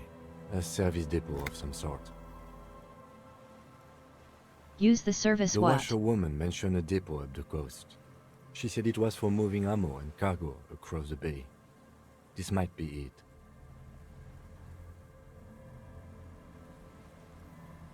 This is one I can't retry, so I need to up my stats before I try it.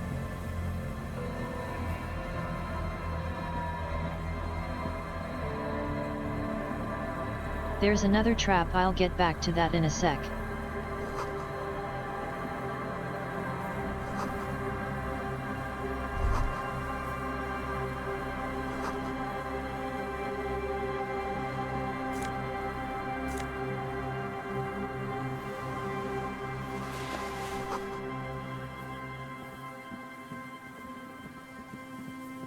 More clothes, let's go.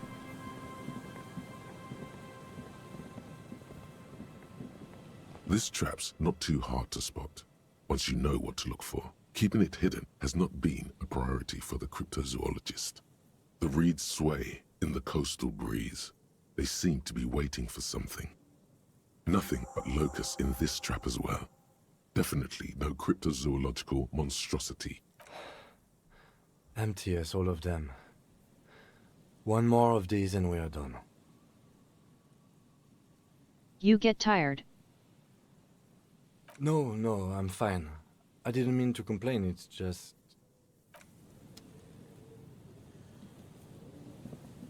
We're running all over. This is good exercise, buddy.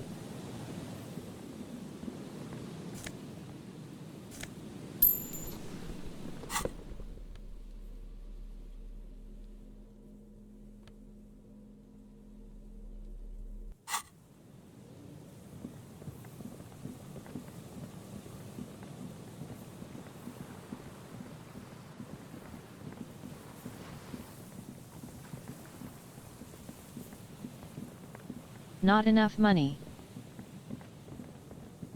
We need more money.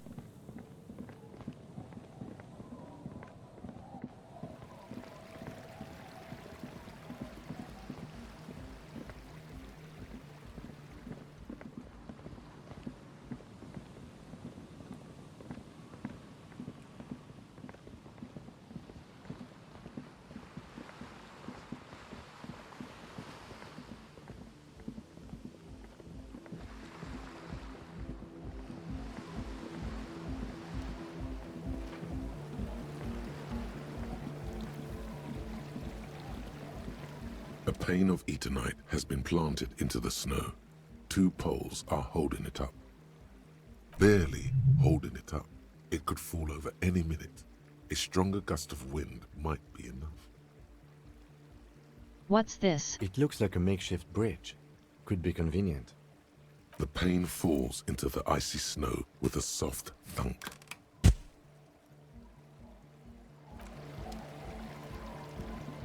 All right.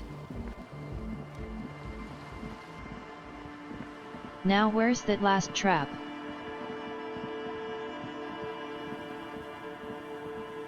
Not up here.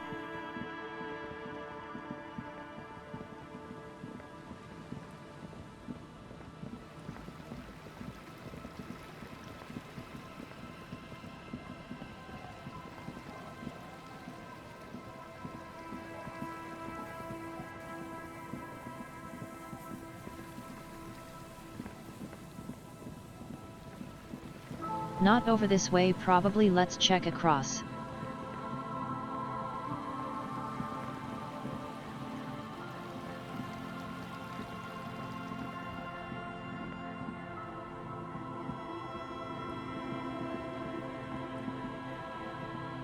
You're not getting away from me, cryptozoology.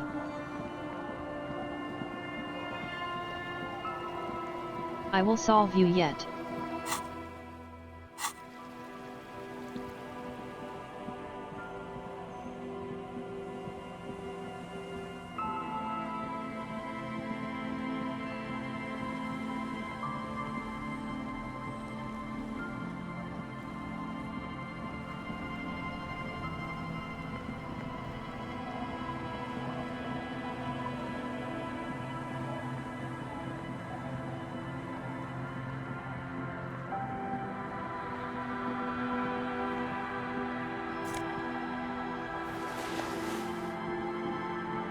Yet I got to steal some pants.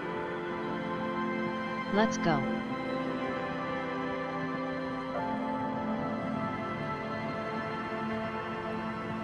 It was probably back the other way, so I have to run back, but I'm looking around.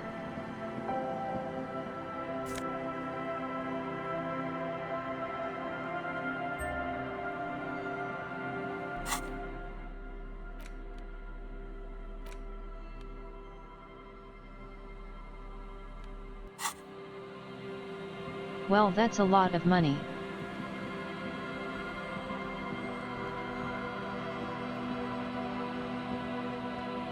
I'll go find that after I stop by the pawn shop.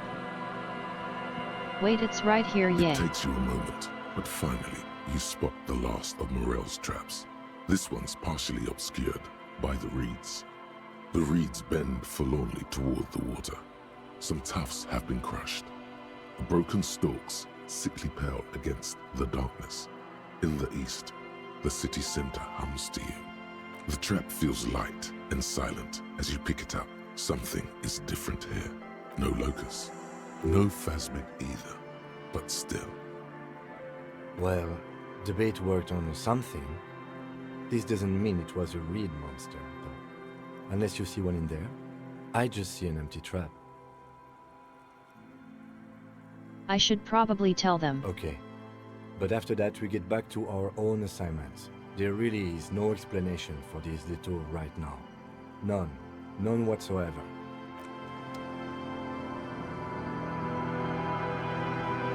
The explanation is I'm helping science.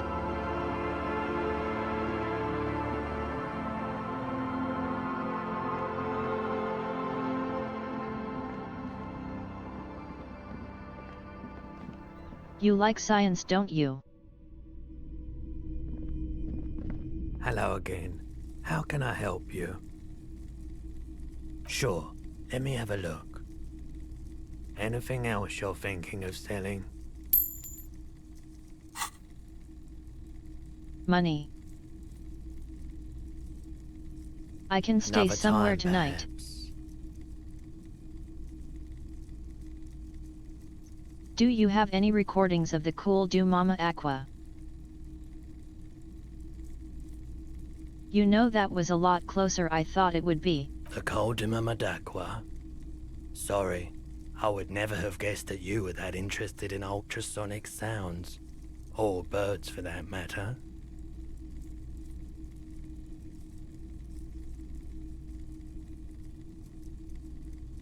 I'm really into all sorts of art lately. What an interesting development. Well, it's been a long while since I've gone hunting for the Coldima Madakwa. Once knew a group of young musicians who decided they didn't want to play music anymore, and started looking for all kinds of interesting sounds instead.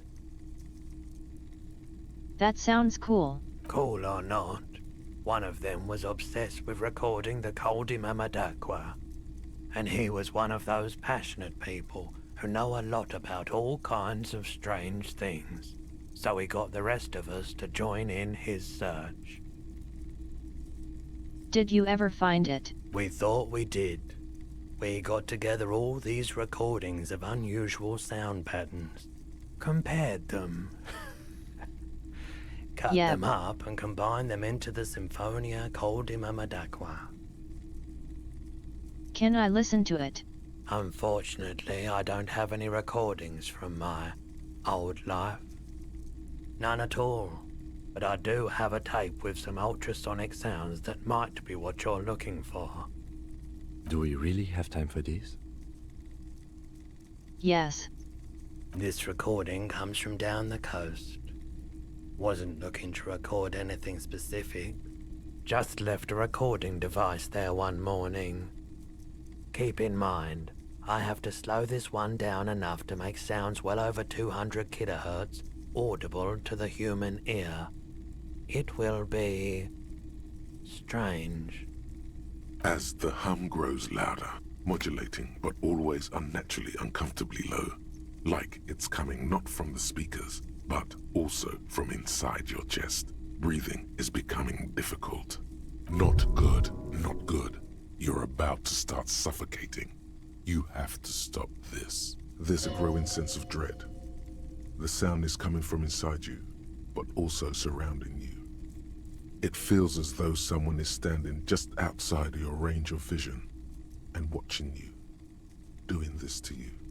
He nods to you, reassuringly, just as more diverse, higher-pitched sounds, some random, some appearing to form patterns, hit your eardrums. Seabirds most likely, gulls and such. What's that? Gulls and skewers. But shh. A low range of sounds is easier to handle with a focal point, but still troubling. You are mesmerized by the sounds, but also feel nausea welling up as the motif continues.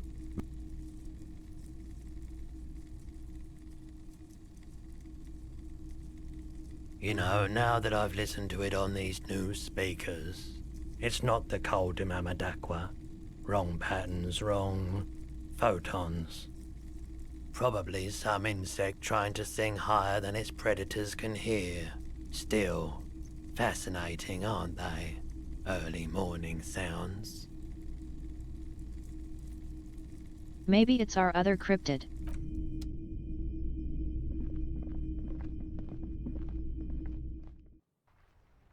Also, that's why I had to up my endurance by 1.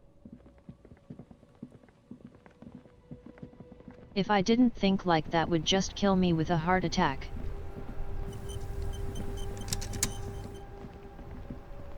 Inside, you see a set of steering levers, a radio microphone, a pull-out toolbox, and the soft glow of the fuel preheater gauge. This is Precinct 57. How may I assist you? I need to report a dead body. One moment. Can you please describe the body? Age, sex, cause of death? We suspect he might have been inebriated when he fell. There were bottles all around him, and traces of vomit on his shirt. Any signs of violence? Seems like it was an accident. No field autopsy necessary. What about his belongings? Did you examine his clothes? I sure did. Any information on the library card? Yes. Good. You have a lead. Do you and Lieutenant Kitsuragi want to take the case, or should I assign it to someone else? We got this. I have assigned the case to Lieutenant Kim Kitsuragi. Please follow up on this library lead to identify the man. We'll send someone to take the body to the morgue. That's all for now. Thank you for reporting in. Is there anything else I can do for you? Can you connect me to the library? I'm afraid they're closed. It says here that the library is open from 10 a.m. to 6 p.m. We should try again. Tomorrow then. Anything else, Detective?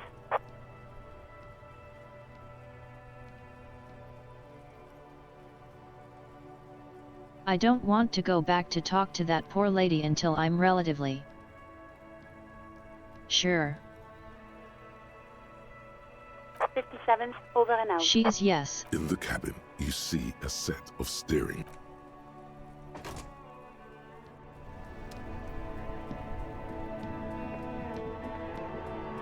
We'll go call the library, see what's going on tomorrow, and then go talk to her.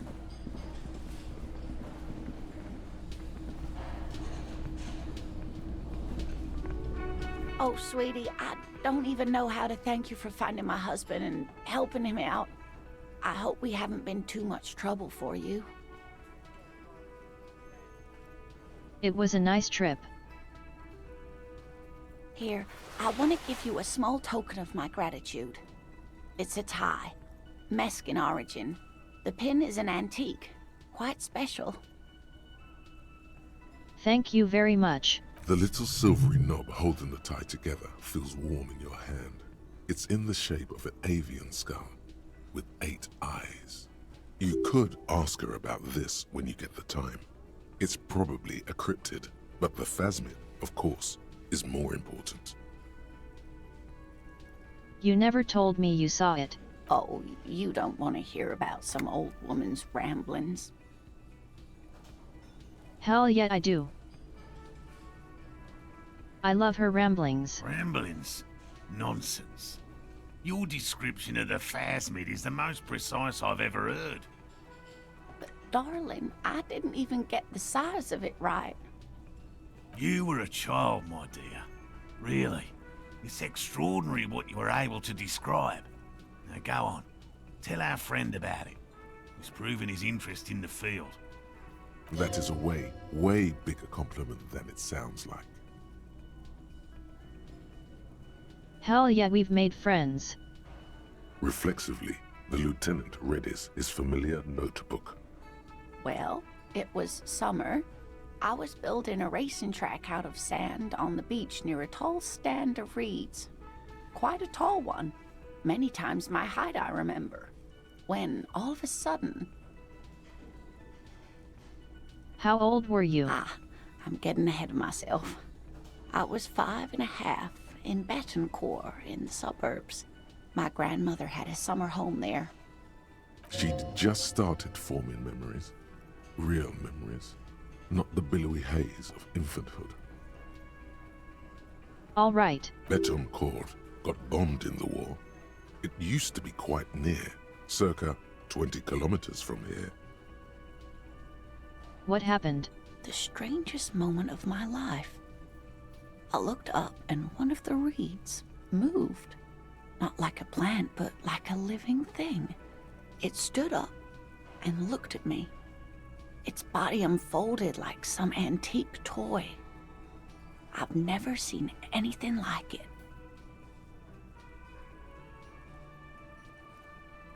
That is kind of fascinating. I didn't know this can happen, so I reached my arm and touched the thing. It felt just like a stalk of reed, but it moved, swaying, towering above me. After a while, 20 seconds, a minute maybe, it left, went into the reeds. Did you follow it? I tried, but I was only a child. There was mud and high water. I couldn't see it anymore. I was just standing there knee-deep in mud, looking around me. Where did you go? Don't go. I ran back home to my grandmother and asked her if reeds could walk, and told her they were looking at me. Of course, she just laughed at me, but I knew what I'd seen. All right. For years, it was a story I told at parties when I wanted to impress boys. That sort of thing. Of course, most people just took it as a strange, amusing anecdote. So did I, honestly. But then I met Morel. We were on a date. Can you imagine? She tells me a story, and it's the most detailed report of the Insulindian phasmid I've ever heard. The sounds. She told me it hissed. So that's how they met. This is beyond significant for them.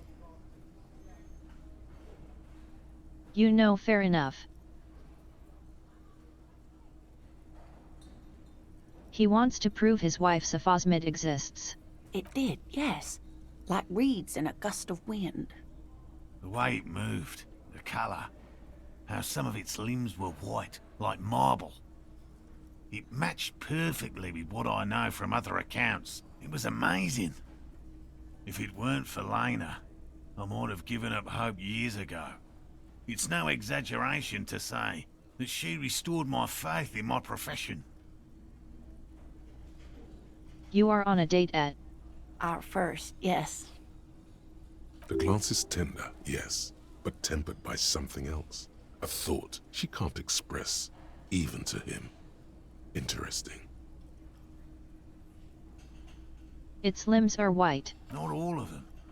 There is some white coloration reported, along with beige, where the camouflage ends. How big was it? It's hard to say how big things are when you're quite small yourself. To me, it seemed to be taller than I was then, but that's probably not the case. Thank you for sharing it with me. You're welcome, sweetie. I do appreciate the chance to relive it whenever I get one. It was just... such an impossibly sunshiny day. So warm. And she could get up and walk right into the reeds on her own. Into the mud. Anywhere. That's all for now.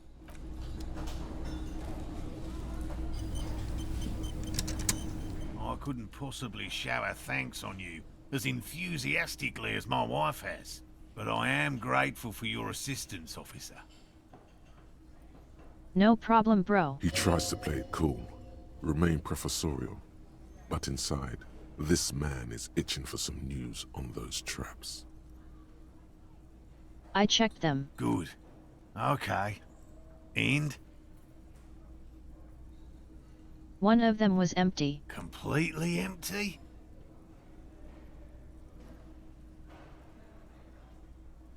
Nothing in the trap, no locusts, no phasmid. No locusts? No phasmid either? That's not ideal, but... It just means the Insulindian phasmid is even more clever than we thought. Of course, more clever.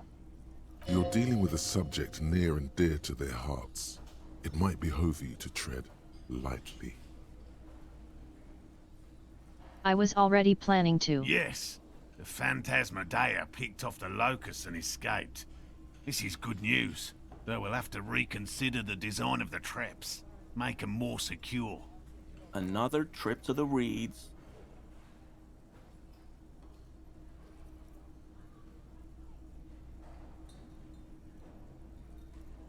What a death hunter this phasmid. Of course. Be sarcastic. Unless you have an alternative hypothesis you'd like to venture, mine stands, okay? Oh no, I was being very honest. Excuse me for getting emotional. This is a big deal for us. You've helped us twice now, and brought some great news too. My gratitude, and the gratitude of the Société Cryptozoologique de Ravachol, is yours. Heartfelt gratitude. But does it feel like closure? What really happened? Thank you, it's an honor. We should probably return to our main investigation here. This has been refreshing, but... Helping cryptozoologists isn't really a priority for our organization, is it? The lieutenant looks out the window, impatiently.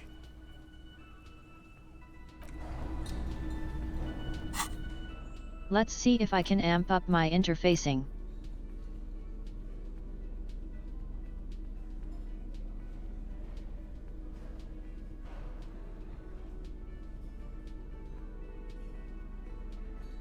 Damn, maybe not.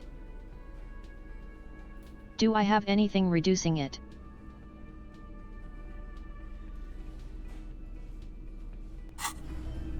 Nope, I just have to take the risk. Hello. Lena and I were just discussing the design of the new trap. You have your suspicions, but nothing you can form into a viable explanation.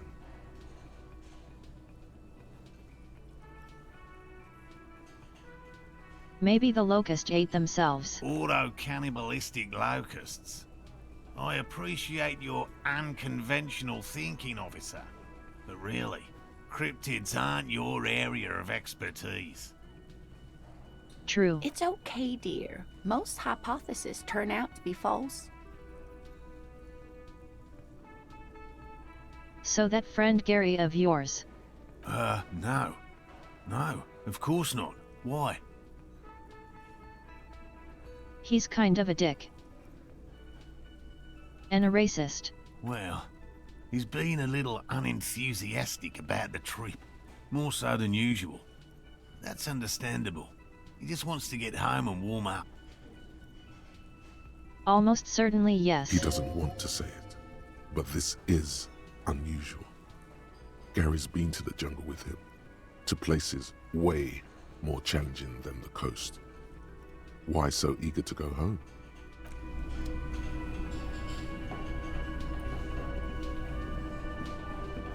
Can I help you? Got the 20 real? I got the bill.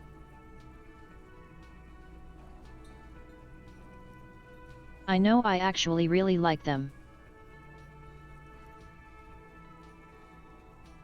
Like it's harmless, so I'm not actually mad. Good. You got the room for the night, but remember, you'll need another 20 real tomorrow. Got it. Always a pleasure to see an officer of the law. I mean, officers.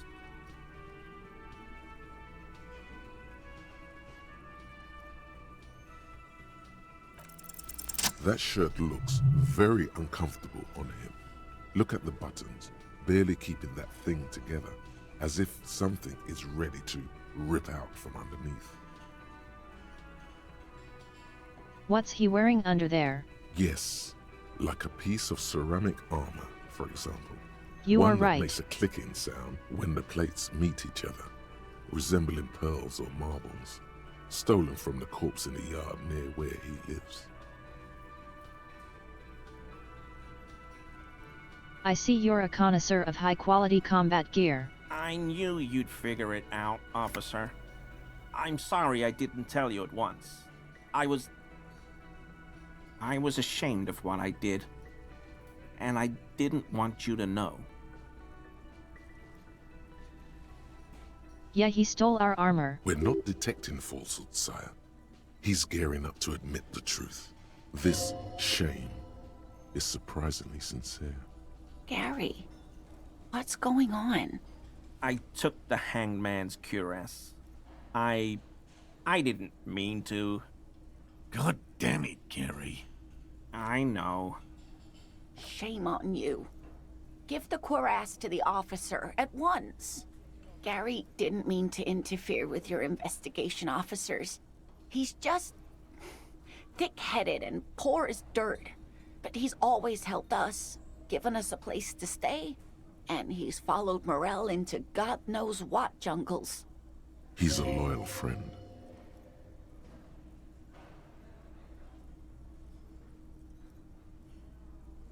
Why'd you put those clothes in the trash? Everyone was picking those pieces off him, and I was watching them do it. And they'd scattered his clothes all over the yard. Everything was smelling. So I went there to take out the trash and started cleaning up. All those rags on the ground, him swinging up there, and I had a lapse of honor, sir. I thought, he's a foreigner. They all say he wasn't from here. Buddy. Only the cuirass was left, so I stripped it off him. It was early in the morning. No one saw me. I took it with me. It was a mistake. Had I known it'd give you guys trouble, I wouldn't have... Fuck. We're detecting sincere contrition here, sire.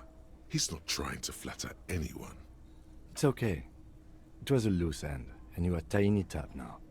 I'm so fucking sorry I called you Yellow Man.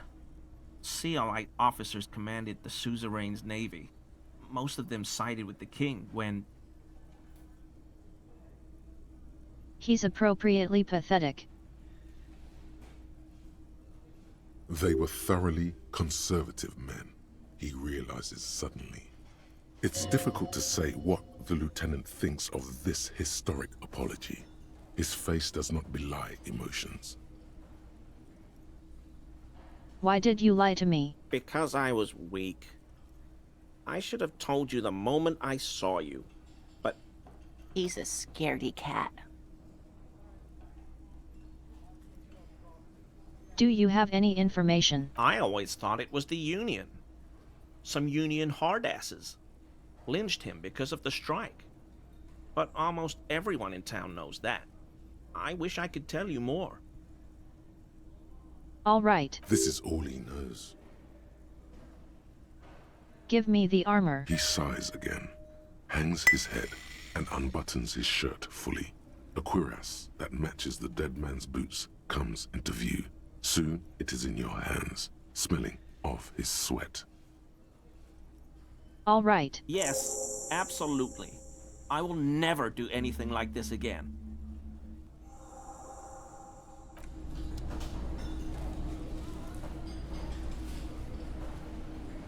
No, we solved a few mysteries and we got the armor back.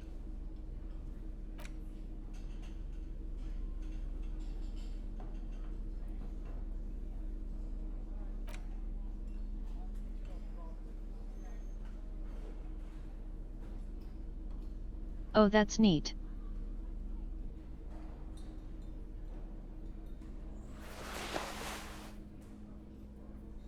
That's some good stats on that one.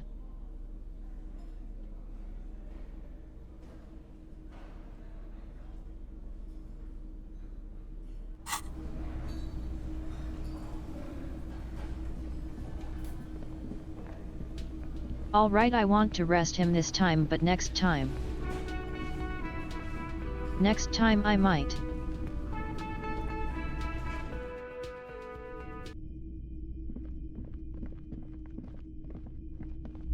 Let's see if we can end the night. Not yet.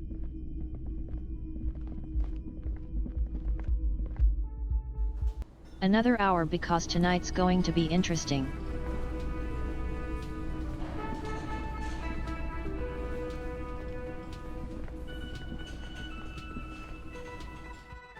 Let's see.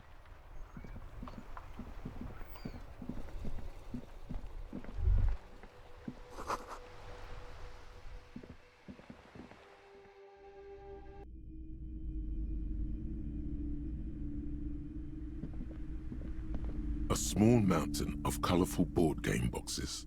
There are numerous types of games for all ages. A lot of shelf space seems to be taken up by Wirral-related merchandise. I want to buy a book.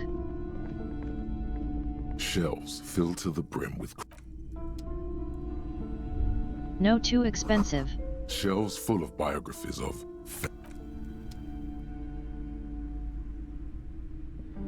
A sulfur-crested cockatoo sits on the cover, its beak slightly open. It looks as if the bird is calling out the book title, From A to Zurich, a guide to a well-behaved cockatoo. Turns out that there are so many different cockatoo species, and they all have behavioral problems. What about this guide? It's a must-have if you own a cockatoo. I've heard they're quite capricious.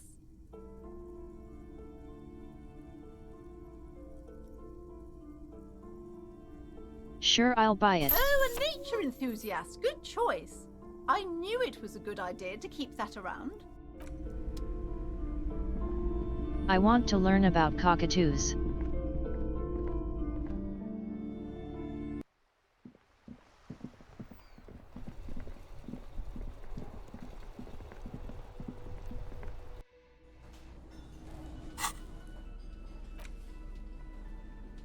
Let's do some reading. A cockatoo is a parrot with an erectile crest, found on the Seminine Islands and in southern Fas a la Mer. Known for their intelligence and general precociousness, cockatoos are popular birds in aviculture. However, they often exhibit various behavioral issues. What else? This book talks about the delicate nature of toos, as well as introducing some of the most popular species among the bird enthusiasts. The funeral cockatoo, the major majestic cockatoo, and the most common bang bang cockatoo. It's colorfully illustrated. Tell me about their problems. Where to even begin? All cockatoos are known for their needy natures, requiring attention for at least 2 full hours a day. They love to talk and have been described as lovable clowns who just don't know how to wrap up. Hell yeah. Pet owners also report moodiness, loudness, and hostility as recurring issues. If left unsatisfied, cockatoos may scream non-stop, pluck their feathers, or become aggressive. Okay, that's pretty bad. It is not recommended to get a cockatoo if you're not able to cook them food every day and give them the full care that they need. These birds will never understand that you have a life of your own. There must be something good about them. You're right. Cockatoos are magnificent creatures. They love to perform, cuddle, and show off, and will even scream for fun, often as loud as up to 135 decibels. Not great for the neighbors. Tell me about this cockatoo. This is a yellow-tailed black cockatoo. Its specific name, Psittacus venereus, relates to its dark and somber plumage. This bird looks as if dressed for a funeral, 24/7. There is something indisputably ominous about it. Cool. Tell me about the major majestic cockatoo. Perhaps the most impressive of all the species, the endangered major majestic cockatoo, is often described as the most flamboyant bird in the jungle. Its pink-colored wings and flowing crest embellishing its proud and bumptious nature. In the words of poet-explorer Sir James Fournier, few birds more enliven the monotonous hues of the verdant forest than this big, bold, and beautiful species. And tell me about the common breed. Despite its banging name, the Bang Bang cockatoo is actually the shyest of the species, common in almost all Seminoles forests, as well as zoos and homes all over the world. Its plumage is mainly grey and white. The Seminoles name, Bang Bang, is thought to be of onomatopoeic origins. They were right, this bird does sound a bit like me. Yes, but all those cockatoo species are so different. Which one are you?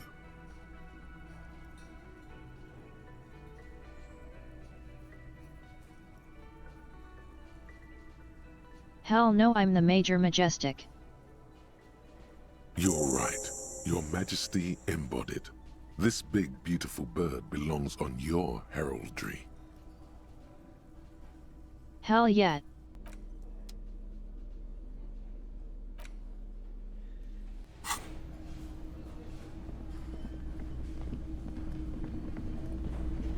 All right, now it's gotten late enough that we can go to sleep.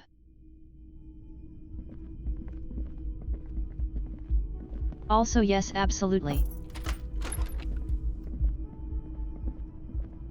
See you in the morning. All right, folks. Get ready for a ride. The bed is still cold from the broken window, and not too inviting, but it's yours. You've earned it. It's not easy, but Sleep your bones time. are so tired from what feel like weeks of work on the case. You have to try. After what feels like hours, you feel you might be sleeping. Thoughts, baby. A million little lights in the dark. You're one fine instrument, brother. All those faces and all those names. All that laughter and screaming and scheming around. Every corner and every street. Recorded in you. Forever. On Faraday. Am I dreaming? No. You're spinning tapes at the discotheque. The great unceasing disco of the mind.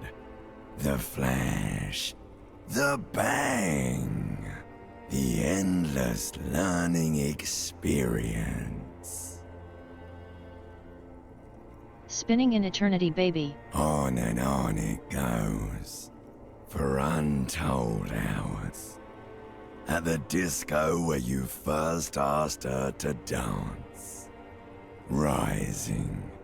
Rising. Above the dark curvature. The great wingspan of sleep. Studded with stars. Behold, there are millions of them down there. The first time. The last time. The smoke in her mouth. The plotted flowers. The faces turning, changing. What is it? It's the world, Harry boy. And you're made of it. Every day you're out there, you make more of yourself from it. I'm afraid you can't be unmade now. You can never forget this shit.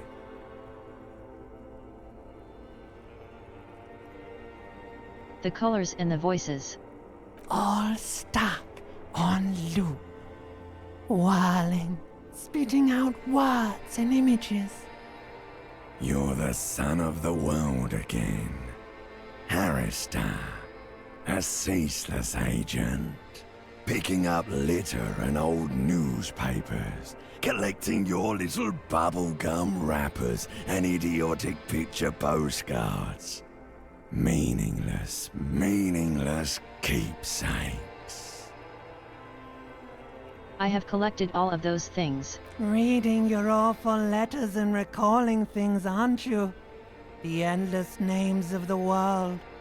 An address book you are. The map of a city. Fuck yeah, I'm part of the world. You'll go insane if you keep going like this. One more day, and you'll be in the loony bin. I just know you will. And for what, brother man? For the working class. For the greater good. Solving your little crossword puzzles. Doing your tasks. Crossing names off lists. Trying to become some sort of world detector. It won't make it okay. It won't put smoke back in her mouth.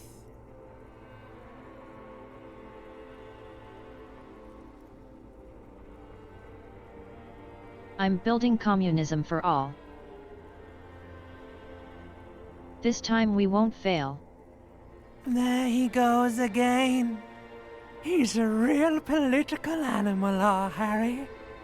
He still doesn't see that it's the world changing around him. He's got no idea what he's in for. Why? 'Cause only love can break your heart. Beep, beep, beep! The alarm is ringing, Harry! The disco circus goes on and on! You barely slept 3 hours last night! You can do it. It's nothing. Do it for the city. Go. Volition has my back like always. Do it for the picture puzzle. Put it all together. Solve the world. One conversation at a time. Hell yeah.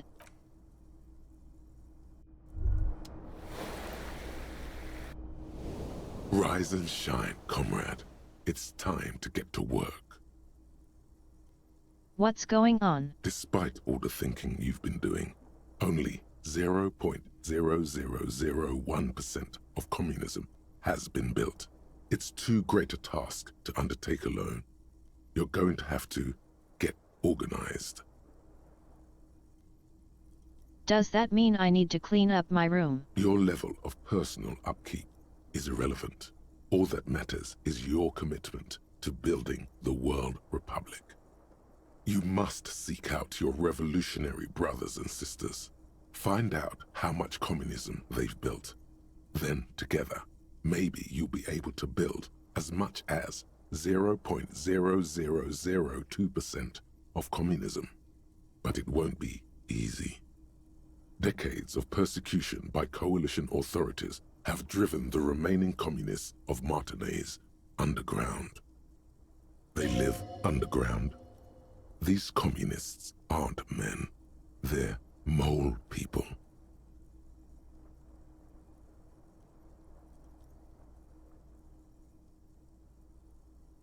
But I'm part of the authorities. Have I been persecuting them this whole time? Possibly.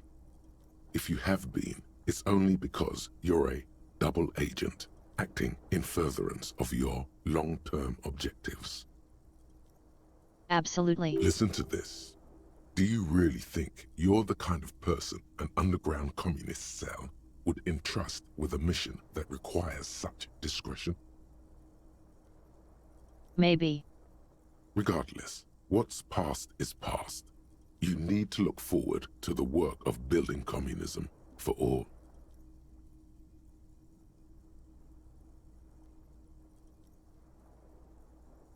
Well, they helped me fire up May's off socialist sausage grinder. Just between us, you may want to lay off this grind up the bourgeoisie stuff. It's a bit off-putting, even to fellow communists. I couldn't help it, that was a funny line. Let your nose guide you, detective.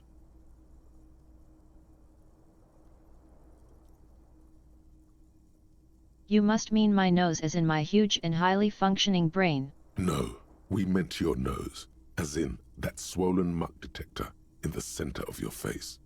It just happens to be perfectly calibrated for sensing communists.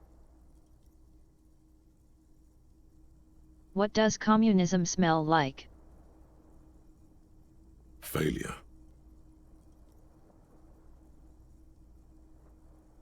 Okay, but what does that smell like? It's a smell you know all too well.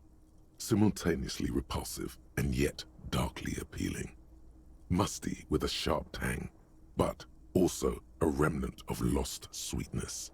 Like a rotting mango that's been swaddled in a coat from your grandfather's attic.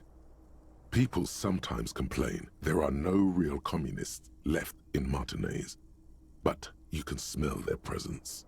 They're out there, waiting for you to join them. Incidentally, during the waning days of the anti-centennial revolution, a number of Revacholian communards constructed elaborate hideouts in abandoned root cellars, hollowed out tree trunks, and even residential sewage tanks. This latter phenomenon gave rise to the early anti-communist slogan, "The future's bright when you flush out the white." All right, I'm ready. First, you'll have to locate the remaining communists in Martinaise. When you get near to someone with revolutionary potential, your nose will give you the signal to establish contact. Hell yeah. You could also just look for more tangible evidence of communist activity. Images of Krasmazov and white antlers are usually a dead giveaway. You should begin by interrogating those lawless malcontents at the Dock Workers Union. They're an obvious place to start. Hang on, what will I do once I establish contact with them? You'll discuss the monumental world historical task that lies before you. You'll engage in rigorous and spirited debates about Mazovian theory and practice. But mostly, you'll probably complain about other communists. It's true. As a leftist, this is very true.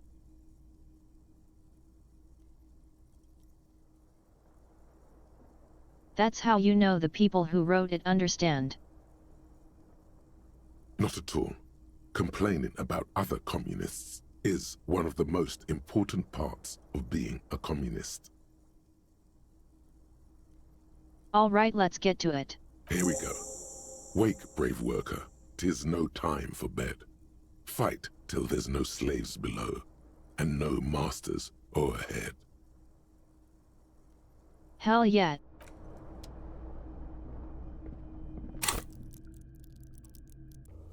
We have started down a dangerous path.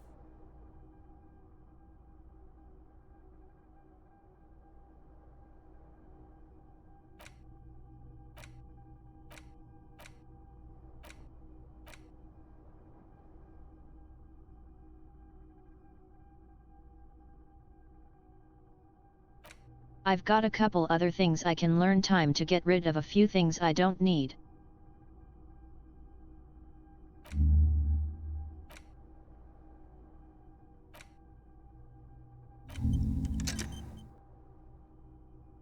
Let's start with that.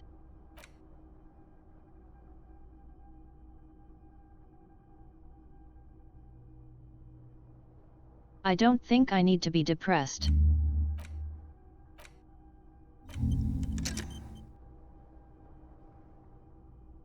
I say putting in another thing that might get me depressed.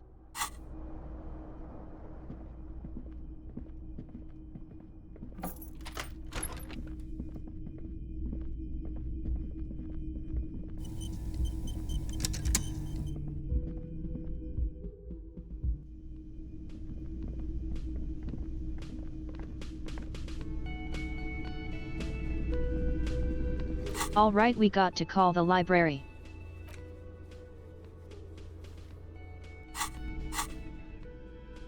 What time?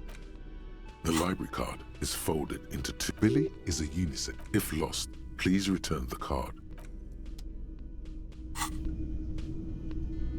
9, so I got to spend a couple hours doing other things. Let's go turn in the recyclables we collected.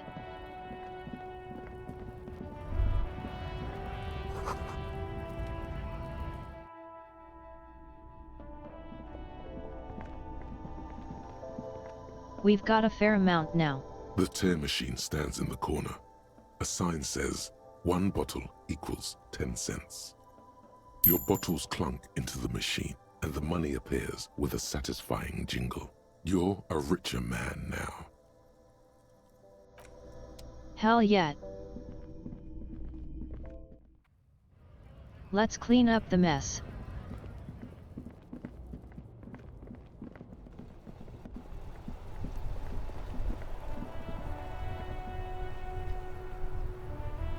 What are you doing? That's one brutal motor carriage. If I were a real skull now, I'd jack it, paint it in palm tree livery, then bottom light it, neon style. A snazzy shit-ripped skullmobile like this would make a fine trophy. We could, like, hang fucking shrunken heads from the side mirrors. Cops' heads. Scary tribal shit. Yeah, tribal shit. A cop carriage like this would have proper Guys. skull value. The cops are right here. While I appreciate the interest you take in my brutal motor carriage, I have to stop you right there. The RCM takes threats directed at its property seriously. It's just theoretical work, Copper. No basis in reality. Man, if we were certified skulls right now... Who the hell are you? I can tell you who we're not, cop. We're not snitches or skulls. Which is not to say that the skulls are bitches and... On the contrary.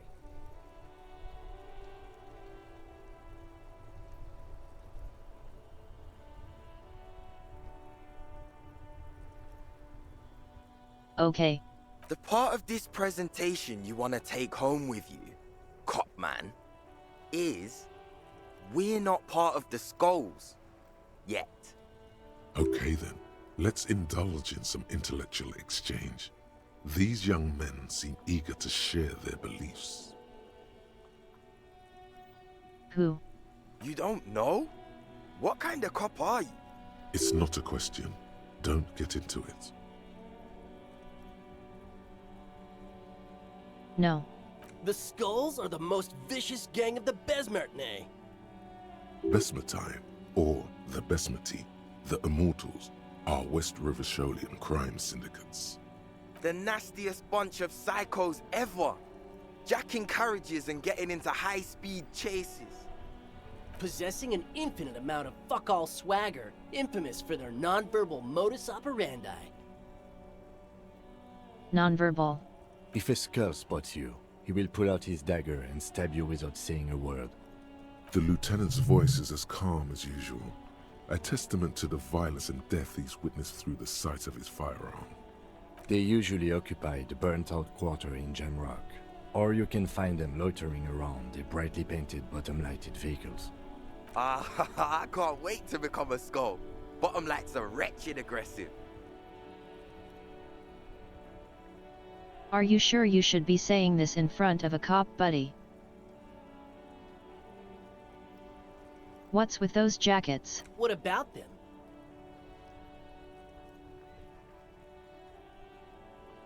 Why do you have that written on it? Well, first off, it's a statement and not necessarily something that characterizes me as a person, even though the statement has character. And I do like piss. What a loser. The word piss epitomizes the struggle taking place in the world. Things being defined as they seem, not as they are. And, I guess, it's also about communal spirit, the future, and truly appreciating our differences. Really? Also, you've got to admit, it catches the eye. And since the Grand Piper is slowly but steadily moving towards basing the economy on it, attention, it is imperative that the medium itself convey the message. Okay. What I mean by this is, we are all pissed. and that the world is inherently meaningless. It seems that the young man has a certain expertise in at least one field, even if it's rather narrow. Like I said before, many men keep searching for the one, for so-called true love, which is actually just obsession masquerading as kinship. The thrill of the chase, the hollowness that fills your chest cavity after catching it. To catch a fish, you'll need to hurl the lure many times, and even then it isn't certain that you'll get anything. If you blow up the lake, though, you get more fish in a shorter time. And for time is of the essence and fleeting ever so quickly. Blink, blink. One must think of a way to fuck the whole world and not get caught up in fucking someone. Oh God. He's MGTOW.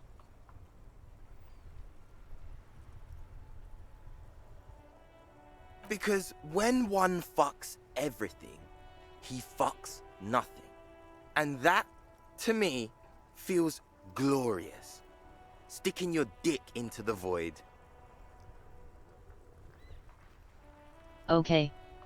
Hate to admit it, but in a weird way, he's got a point. Is it a coincidence that here we have 2 badass jackets and 2 badass cops? Hey Kim, Yes? do you think it's a coincidence? What is?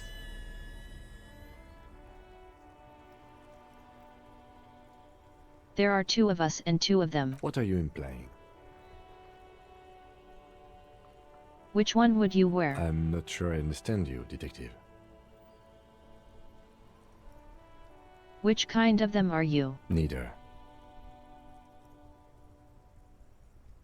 Come on, it's just about to exercise. Fine, if only to end this discussion. Theoretically, if I were a juvenile delinquent, if I were to already be down that path, I think peace is the stronger of the 2 statements.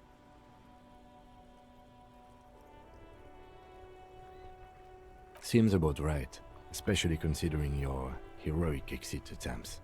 That's an origin story for a dynamic duo right there. It was worth So it. are we done here? Or you don't need us around for your secret whisper party, do you?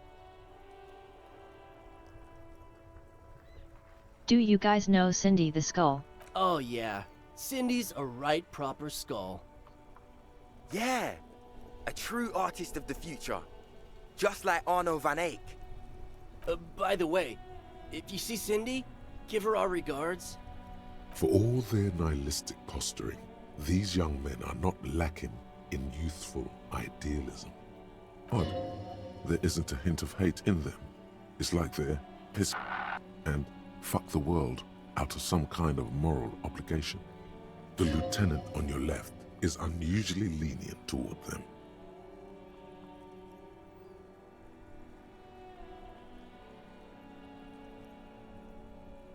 I see you kids are into exotic dance music. Oh man, yeah! We're not fucking kids, man! Be wary of the abyss. Why? Probably because of how non-verbal their mode of operation is going to be. It's a threat.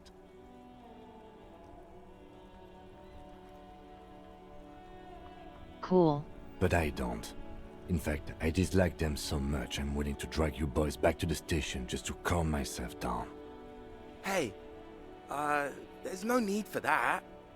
We're just talking here. Joking too. Stay light, man. I appreciate him getting slightly intimidating. Yeah. Didn't you cops, like, have some questions about skulls or some shit?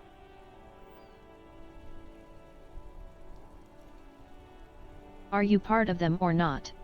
We're not franchise skulls. Well, not yet. Once we get our name out there, we'll have a chance to join them.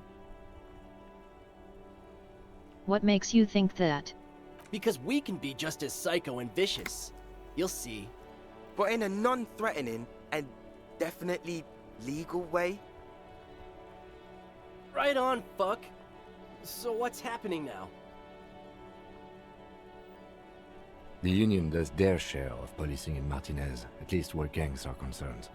That's why there isn't much organized crime around here. God, you're right. Apart from the unions themselves, of course. Don't you worry about that. We're gonna make up for the deficit. Yeah, we are.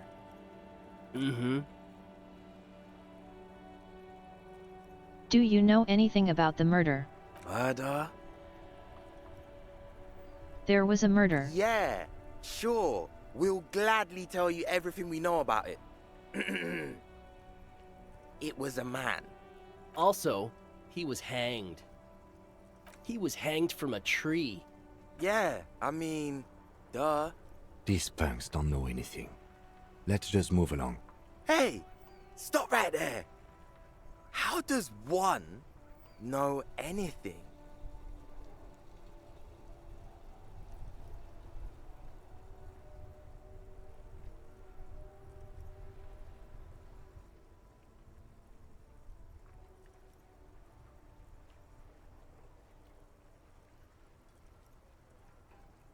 Okay. Ah, this sounds like epistemology. A field so occupied by thought that it begins to question thought itself. Exactly. How can one know shit? We should move along. Explain. Knowing.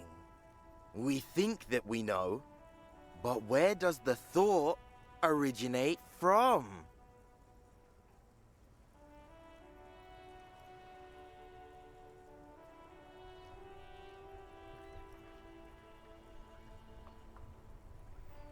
Philosophy 101 was a mistake.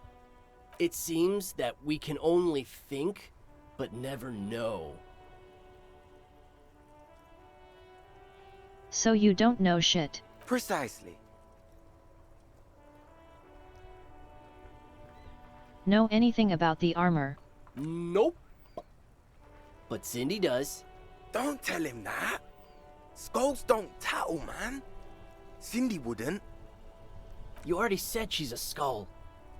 The last I saw her, she was hanging around the old apartment building near the pier.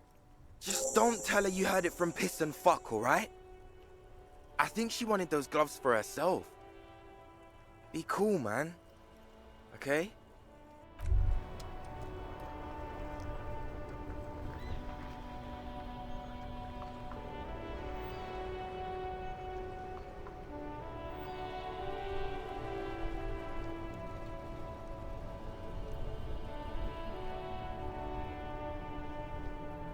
Okay.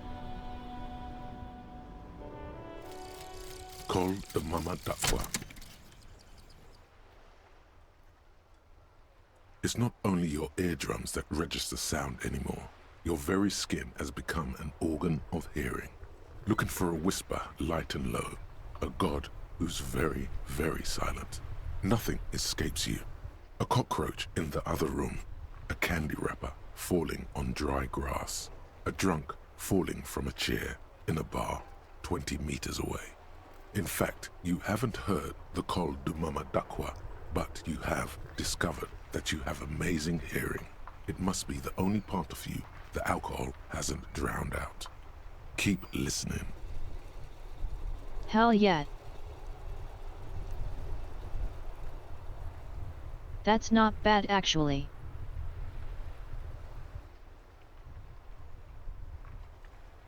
I have a lot of encyclopedias, so trading one for 3 perception's not bad. We'll take that.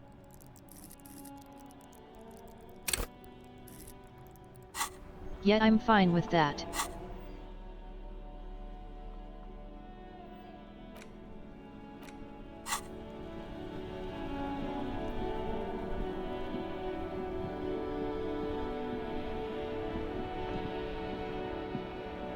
Inside, you see a set of steering levers, a radio microphone, a pull... This is Precinct 57. How may I assist you? Find out anything about those boots. Sorry, sir. I still haven't heard back from the database people.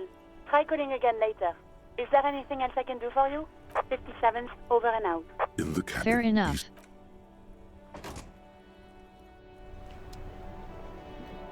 Let's go talk to that lady while waiting for the library to open.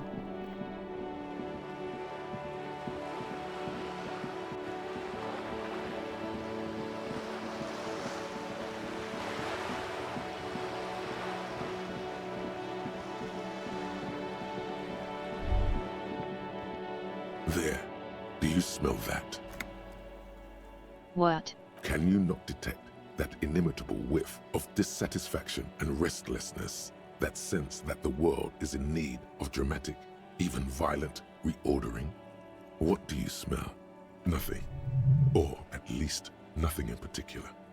As far as you're concerned, your nose seems to be purely decorative. Absolute rubbish. Your politico-olfactory cortex doesn't deceive you. The smell is coming from that balcony over there. Certainement. A precocious communist youth.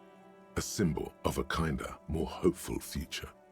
Now's your chance to establish contact with your revolutionary brothers and sisters. A chance to establish contact with the future. What a beautiful, Okay, I can do that. terrible thought. Let's go in.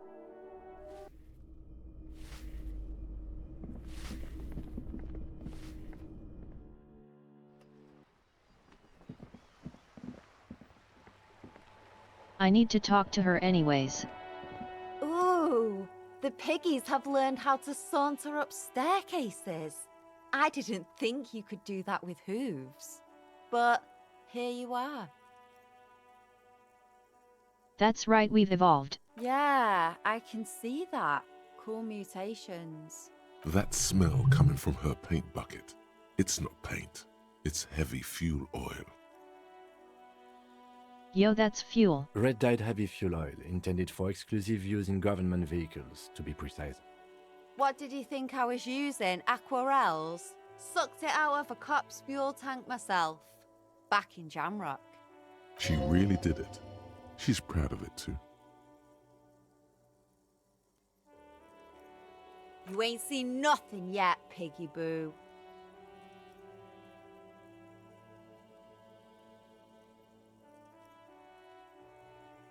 Chuck, do you know what happened to that dude's armor? Actually, no. Let's do this first, that sounds funnier. And what do you know about politics?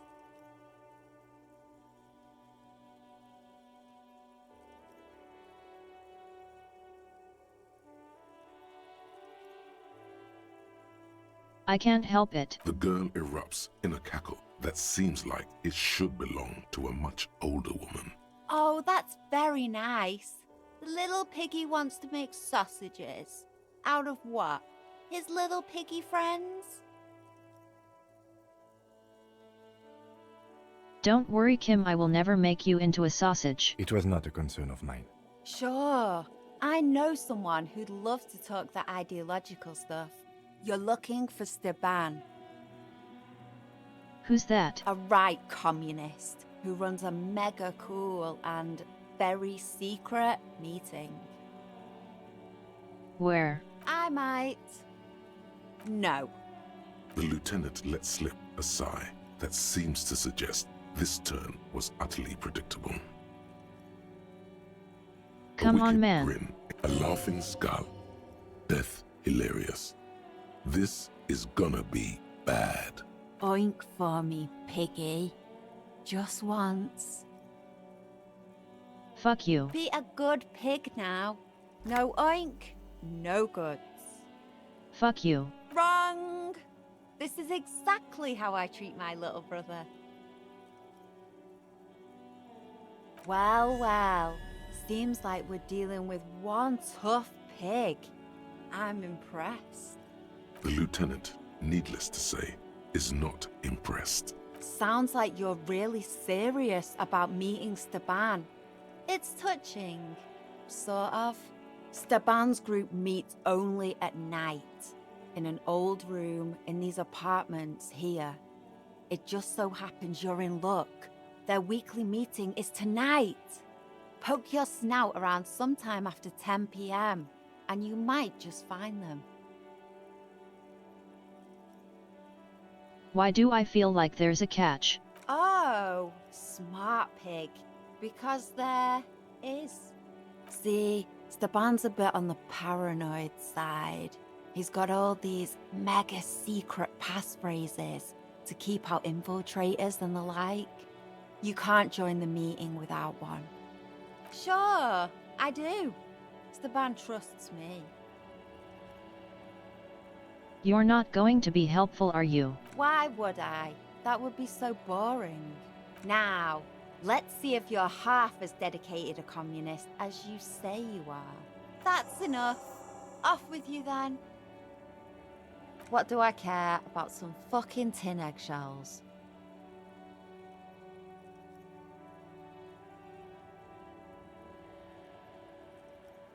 Come on man, stop being such a shit. Alright, Piggy. I'll give you this one. I saw a little girl in the fishing village running around with military-grade handwear. Looked cute as hell. Wumpty Dumpty Dum Center. You're at home, stupid cop. Not with the art crowd. You hate them. Everyone hates them. Even they hate themselves. It's nauseating. An industry built on sprezzatura and sparkling wine.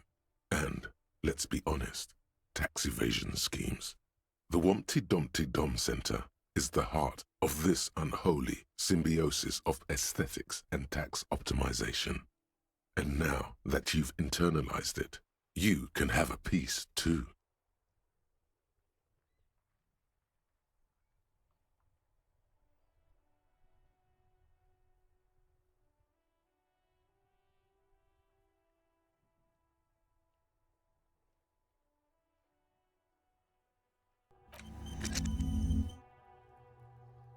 Unfortunately, that's not bad.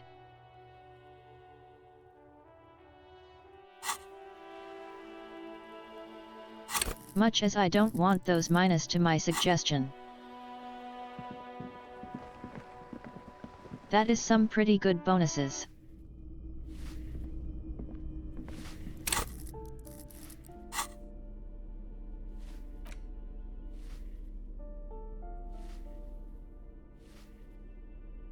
I should raise my passive encyclopedia a bit to take advantage of that.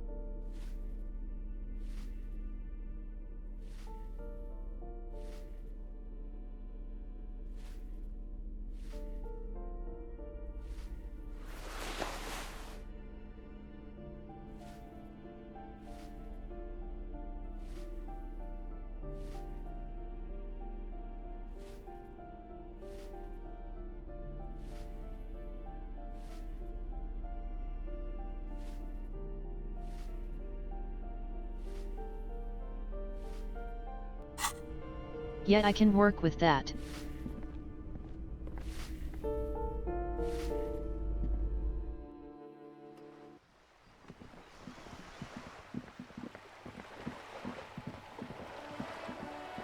Damn, it's still not 9. Got to find something to do until then.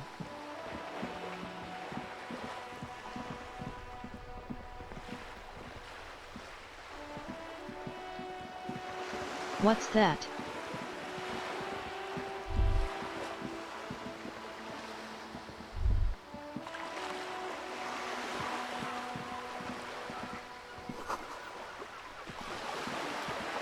Nothing.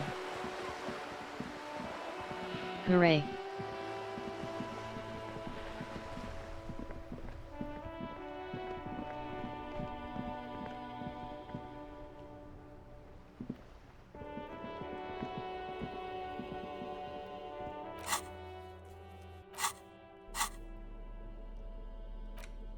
See if I've got anything to examine to pass the time.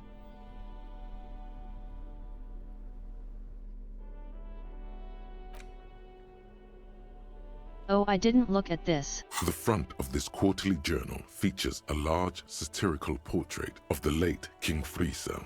From the sides of his head, a pair of white antlers spread to the corners of the cover. Because Friesel was incompetent, foolish, and cruel. In short, the embodiment of everything the communards wished to overthrow. It's satire, you see. All right. To your disappointment, there aren't any full-color pictures to direct your attention. Just column after column of closely set text, interrupted occasionally by little doodles in black and white. Boo. After rifling the pages with your thumb several times, you return to the table of contents. The magazine is divided into several sections: international developments, Kunst und Kultur, and local concerns. Just inside the cover, there's also an editor's note. Let's check out the note. Comrade, as you know, this journal takes its name from Mazov's immortal expression, Du cristal à la fumée. This was his way of describing the way the rigid, crystalline structures of capitalist ideology turned to smoke under communism. But, like the structures of capitalist ideology, we too are at risk of going à la fumée, unlike many publications which are content to spoon-feed their readers reassuring drivel. La Fumée is committed to telling the radical truth, even when that truth may drive away potential subscribers. Only 4 issues in, and it sounds like they've already alienated their readership. So please, if you value our radical Mazovian perspective on contemporary politics, culture, and international affairs, please consider subscribing today. Yours in struggle, the editors. Kim, I think this is a communist magazine. What do you expect? It was laying around the office of the Debarders Union. They're probably bankrolling the thing. You flip back to the front of the magazine. The table of contents unfolds before you. Well, let's learn about international developments. This section includes a long, tedious critique of the latest round of free trade negotiations between the EPIS nations and the Free State of Semenine. You also skip over an article about heavy fuel oil smuggling along the Messina border, something about bear wrestling in Samara, book riots in Yugograd. But I wanted to read about the bear wrestling. Face it, you really aren't interested in foreign affairs. You're not even sure where most of these countries are. Yes, I am. You flip back to the front of the magazine. The table of contents unfolds before you. What about this? It takes a moment, but gradually it dawns on you that Kunst und Kultur must mean arts and culture. Why they decided to title this one section in Volda is beyond you. It evokes a sense of recognition and fellowship among those privileged enough to understand. As you leaf through this section, you come across several reviews of recent radio plays, as well as a brief artist spotlight featuring a local artist identified only as CS. The main feature, though, is a long essay titled Tip Top Tournée, a critical Mazovian perspective. The Tip Top Tournée is an inter-Isolari racing series, mostly known for its high speeds, ludicrous sponsorship deals, and high death toll. In Revachol, it's held quadrennially on the prestigious Zero Carousel racing circuit. Let's study this. This so-called artist spotlight is really just a brief Q&A, made all the briefer by the subject's evident hostility to her interviewer. That certainly sounds like a certain delinquent youth who likes to harass you from her balcony. You think you're settling in for a relaxing recap of the most recent season, maybe sprinkled with some nice anecdotes about a few of the more colorful drivers. Instead, you find yourself skimming a 10,000-word feature about all the politically problematic aspects of Tip Top Tourney. What's wrong with it? Where to even start? For one, there's the crass commercialism of its sponsorships, and then there's the practically criminal emphasis on deadly motor crashes. True. So, all of it, basically. Who wrote this stuff? Oddly enough, this article has 2 bylines. Nasteb Encolada Bernal and Exilus Buka. There's no way those are real names. Why not? Have you ever met anyone named Exilus? Come on, they're plainly pseudonyms. More than that, they're likely anagrams. What's so bad about that? Under capitalism, the article says, every pursuit has its price. Every pleasure, even one as elemental as the joy of racing others around a track, is reduced to an advertising opportunity. Thus, the so-called tourney becomes a competition between increasingly meaningless brand signifiers. Your discount laundry detergent racing against a pack of Astra cigarettes, or even a fritter.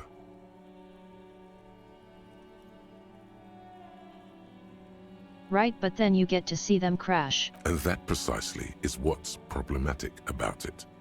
Were it not for the promise of random, spectacular violence, audiences would quickly lose interest. At the end of the day, it's the destruction of these 750,000 real races that you're really watching for. Yet. You see, one cannot avoid the conclusion that Tip Top Tourney is simply the apotheosis of spectacular entertainment under capitalism.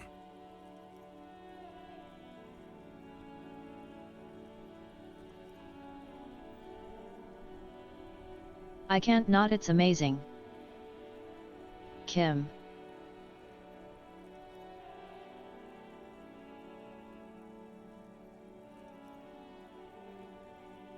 Did you know the Tip Top Tourney is actually an origin of capitalistic destruction? I had no idea. I can safely say the thought had never crossed my mind, Detective.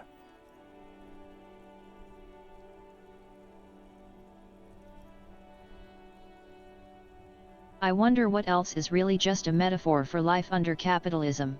I'm sure most things are, if the young men who wrote this article are to be believed. If I had to wager, I'd say they've never even seen the inside of a motor, much less a motor race. I take whatever they write with a large grain of salt. You flip back to the front of the magazine. The table of contents unfolds before you. Let's learn about local concerns. Unsurprisingly, much of this section is taken up with articles declaring unqualified support for the dock workers' strike. You skim the headlines. Paint the harbor red and white. Martinez tames the wild pines. A city in revolt. First we take Martinez, then we take La Delta. Finally, there's a brief article by the writer, G. Martin, accusing the owner of the Capeside Apartments of illegally attempting to evict certain communist tenants simply for not having paid their rent.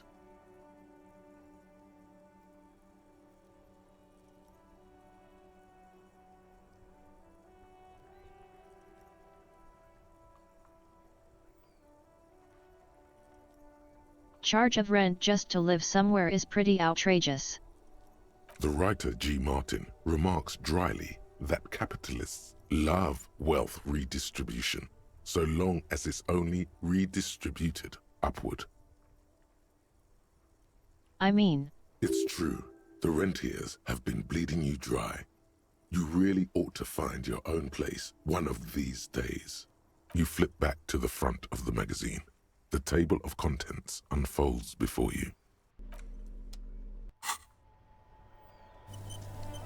All right, now we can go talk to the library. Inside, you see a set of steering levers, a radio microphone. This is Precinct 57. How may I assist you? Connect me to the library, please. I'm afraid they're closed. It says here that the library is open from 10 a.m. to 6 p.m. Really, I thought it was 9 a.m. Anything else, Detective? 57? Whoops, my bad.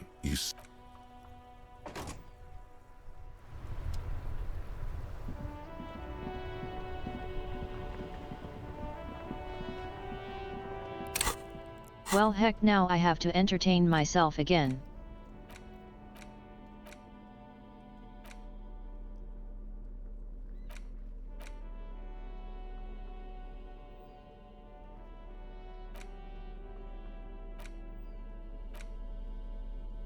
It's the ledger you found in the trash. It takes about half an hour to murder.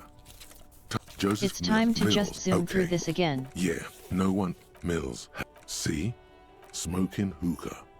Some assholes. Yes, they were leaving cigarette butts. No, you didn't. Not much is. I just skipped time like that.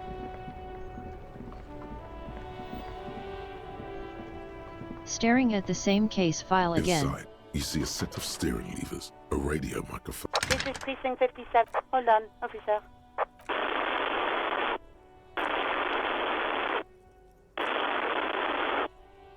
I've got Central Jamrock Public Library on the line, and I've already introduced you to their librarian.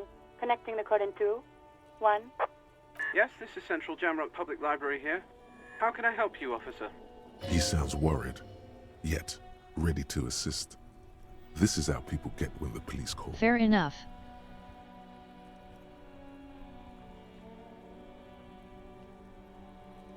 I'm looking for any information that you can provide on Billy Machine Reader. Billy Majon, you said. Give me a moment, I'll have to check our database.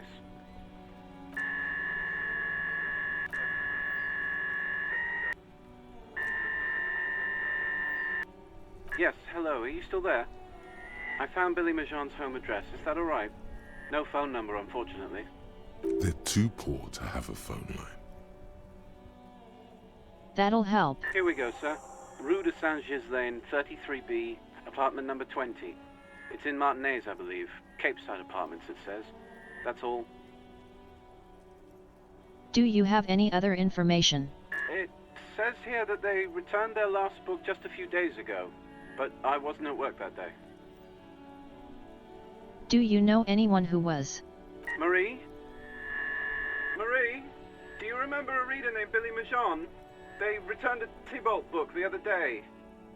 Yes, it was my colleague Marie. She said that it was Billy's husband who returned the book.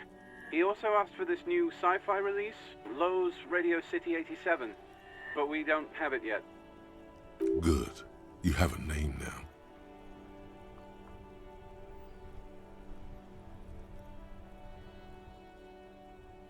So they're a woman, not a man. How did they know it was her husband? Marie knows Billy. She's been working here longer than me. Sometimes her husband returns some books for her. And then goes for a little drink later. On the lookout. Can she describe what the husband looked like, please? Marie! She said it was an older man, and that she's pretty sure he'd had a drink or two the last time she saw him. What was he wearing? 1 second. Sorry, Marie wasn't really paying any attention to that. Do you know his name? Sorry, no. Marie only knows him by sight. All right, thank you very much, that's all. Happy we could help. Goodbye, officer. Anything else you need from me? That's all for now, thanks. 57, over and out. In the cabin, you see a set. All right, let's go deliver bad news.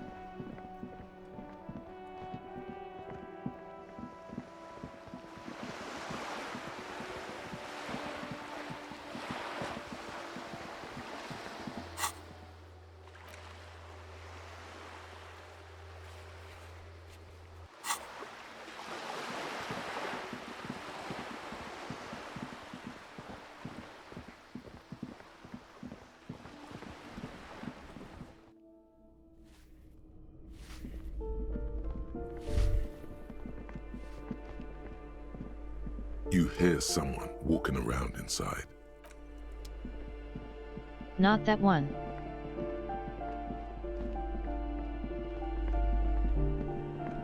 Probably further over here, or wait 2, that would mean upstairs.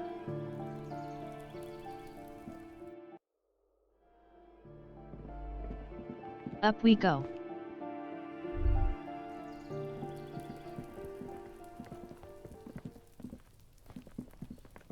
Stop running.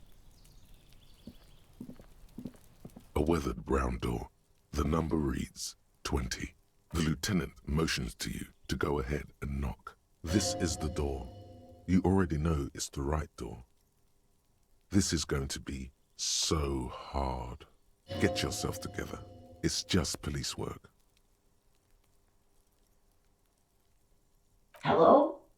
Who is it?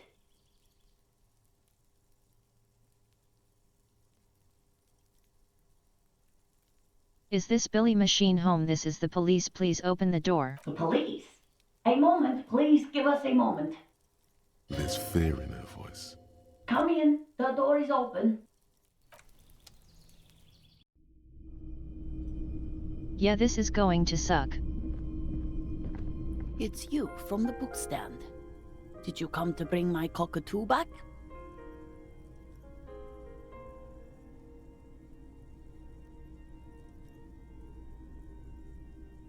Unfortunately not, lady. I don't think I introduced myself properly. I'm Billy. Would you like something to drink? Tea? Lemonade? We're out of coffee. The lieutenant has taken off his foggy glasses and is busy cleaning them in his handkerchief for now. You're on your own here. Yeah, this one kind of sucks, unfortunately.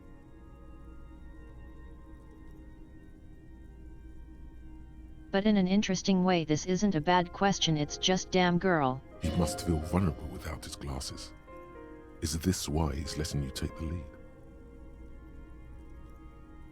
Thanks, but I'm alright. Is this about Victor, my husband? Is he in some kind of trouble again? I can come pick him up in the station if that's what. No, this is something much worse. Is he in a hospital? How bad is it? How about some small talk before you break the news?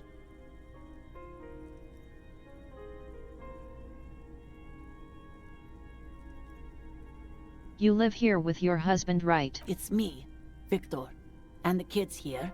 We have 2 daughters, Jenny and Jolie.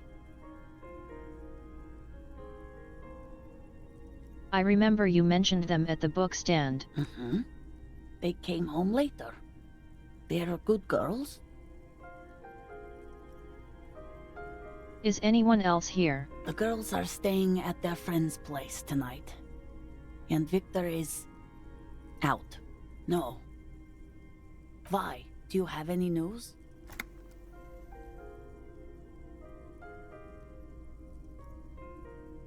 To your knowledge, did he make it to the library? I guess I'll find out when he decides to come back home.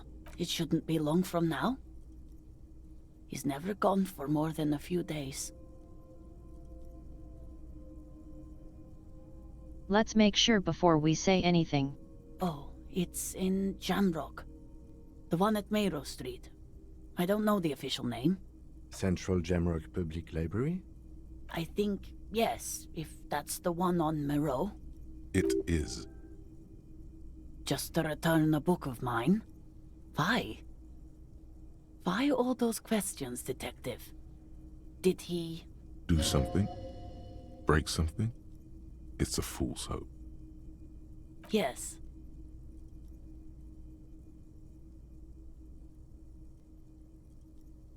What was he wearing the last time you saw him?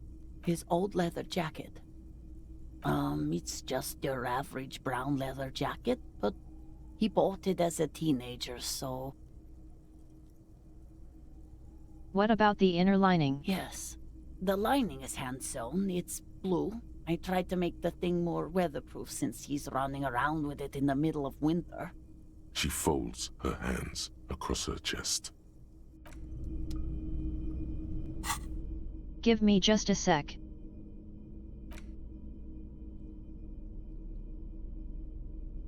I need slightly less of a clown suit for this.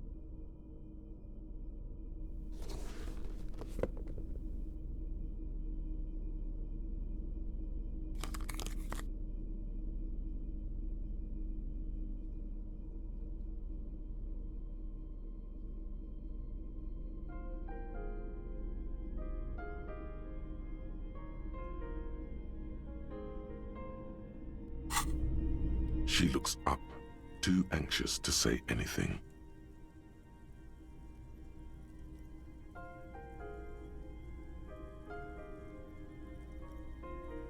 How have I been? You're not here to discuss me. What is this about, officer? Can't write a scene without knowing Fair the enough. actors. Ask more. Get comfortable around her. You've done this before. Just keep your focus.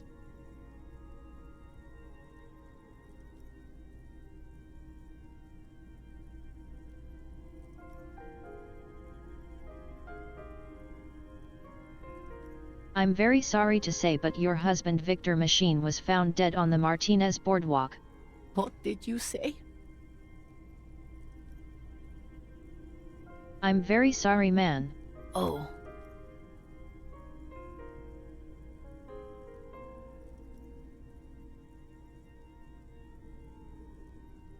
I also do.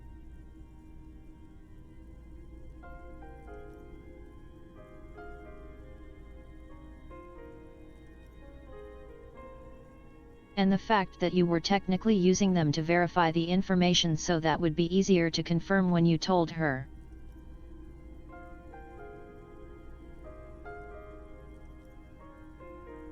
The fact that she was able to cooperate everything you found makes it you know yet.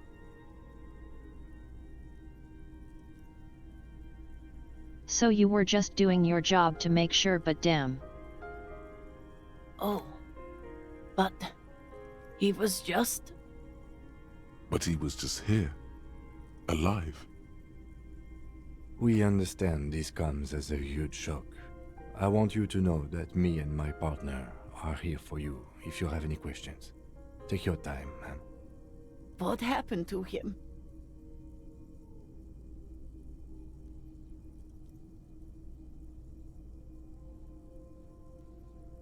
It was an accident. He fell through a hole in the boardwalk and hit his head.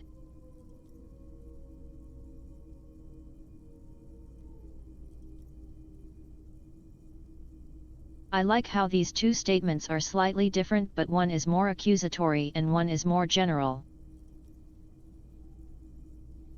This one's putting the blame on him.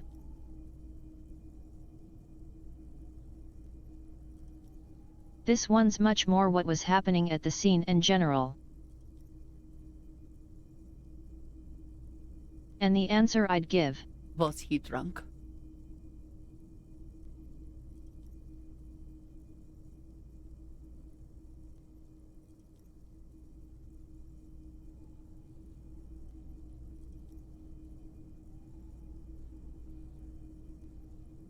He was surrounded by alcohol bottles, so I should probably say probably. I see. And you just found him there, lying in the cold. How long had he been there? If you say 2 days maybe, it will be etched in her mind forever.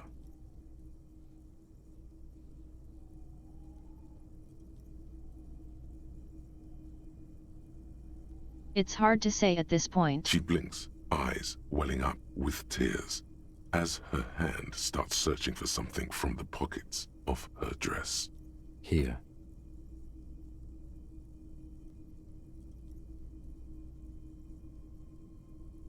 Is there anyone we could call for you? A friend, family member, someone who could be here for you? No, no. I just need to tell my girls.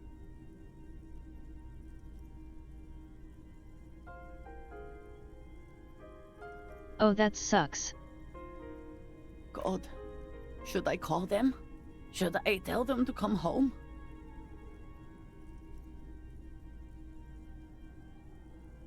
Oh yeah, you get the feeling that Kim's been in this situation before.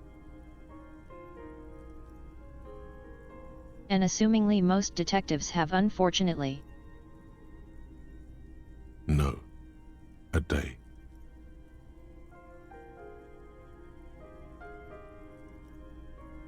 Take a day to recover. You'll be better prepared when they come home tomorrow. Good. It's probably the right thing. Thank you. Just tell me, what do I need to do next? Where is he? Can I see him? We've taken him to the city morgue. The local coroner will be contacting you shortly to arrange the funeral. Here's his number in case you want to contact him earlier. It is very good we have someone more prepared with us. A very good call. Is there anything else that the RCM could do for you? No, I'll call you if something comes up. I'm still... Thank you. Thank you for telling me. I'll call if... I'm sorry, man. We should step outside and talk.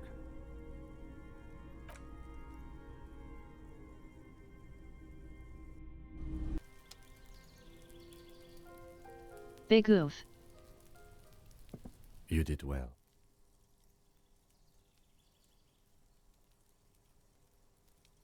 You did enough. Can't save the whole world, you know. Can't bring the dead back. What now? I'll call the station when we're finished with the day, and let them know the name of the deceased. What about her and her kids? They'll manage. They have to. It's not your place to live their lives. True. That's it. We should get back to our case now that our duty here is done. Case is closed for now then. Let's go.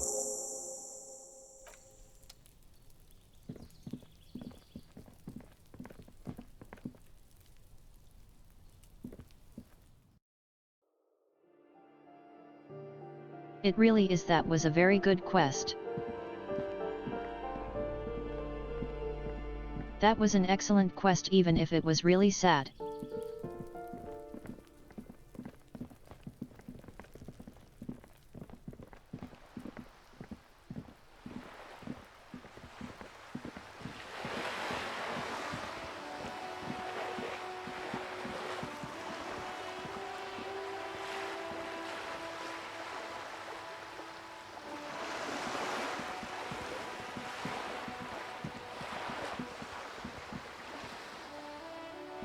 And it happened in a time where we couldn't have rushed over there and found him, so it's one of those cases of it's not punishing you for not having finished the quest right.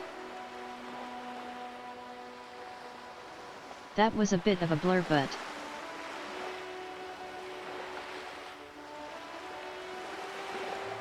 I appreciate that it wasn't that you failed the quest, it was just a really bad circumstance.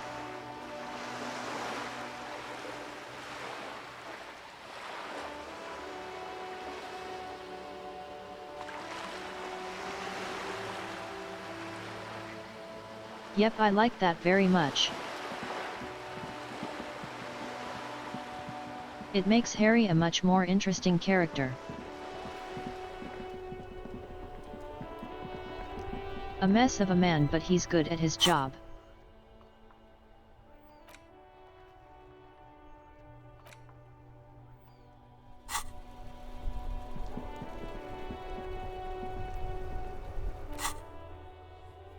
Who? All right, let's see.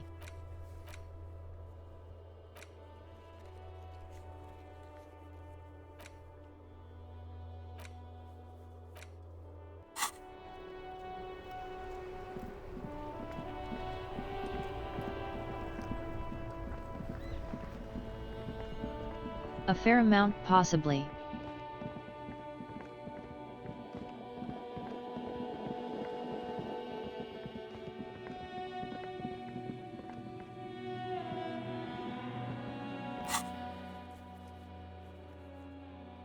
That is true yet.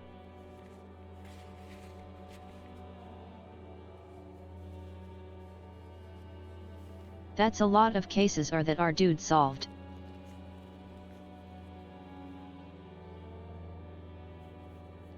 Oh yet.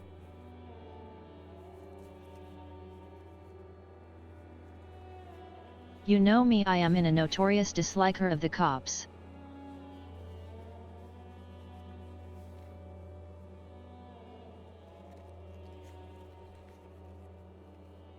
But that is one of the few valid cases I see for why they might have their minds messed up sometimes.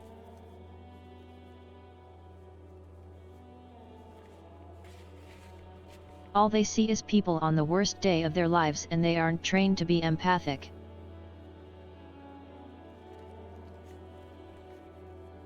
So all they feel is the world is a dark place.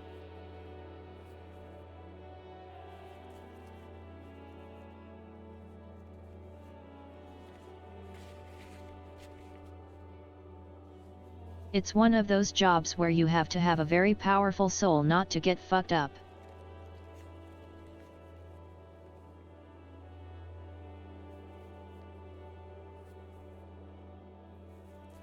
Which is also true of most emergency services, but the other ones feel a lot more like you are helping people than fighting them.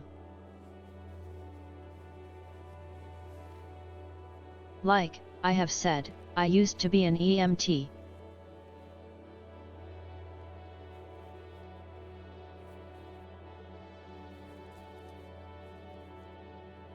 And you see some really, really, really hard stuff on that job.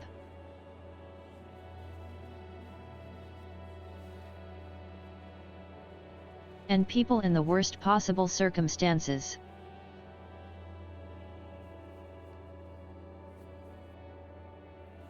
Depression, fear, lashing out, all of that. It's very hard on the soul.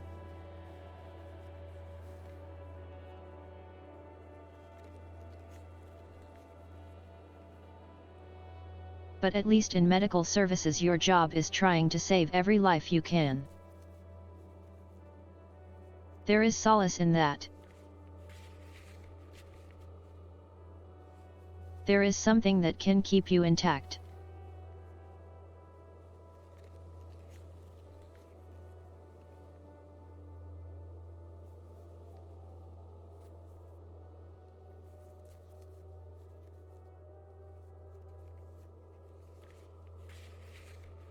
When you are instead in an offensive relation to those you are seeing in terrible times, that must be awful for your humanity.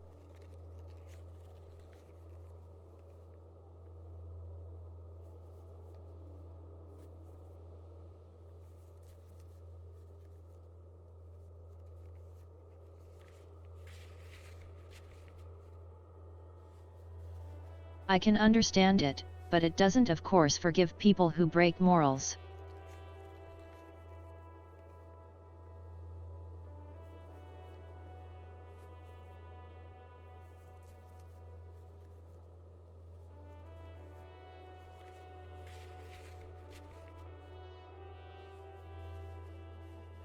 I completely understand.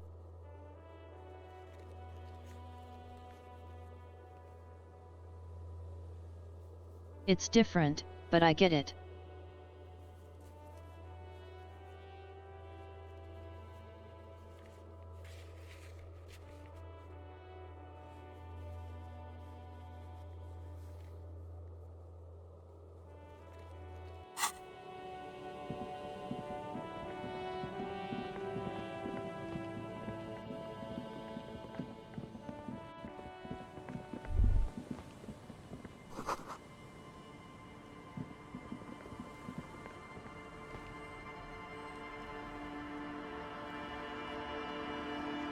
It was.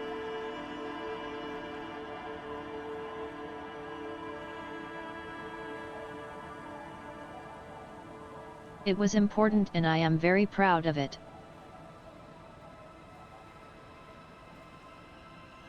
But there is a reason I'm not there anymore.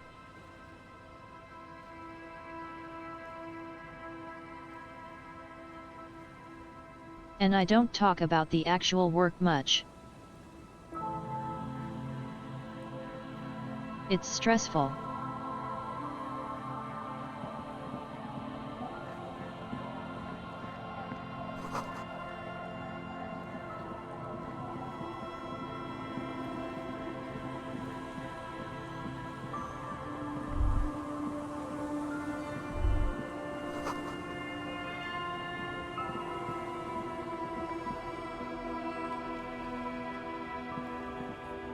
The scruffy-haired little boy kicks a stone. He can't be more than 5 years old. The other one looks indistinguishable from him. He watches his brother kick the stone with his tongue lolling out of his mouth.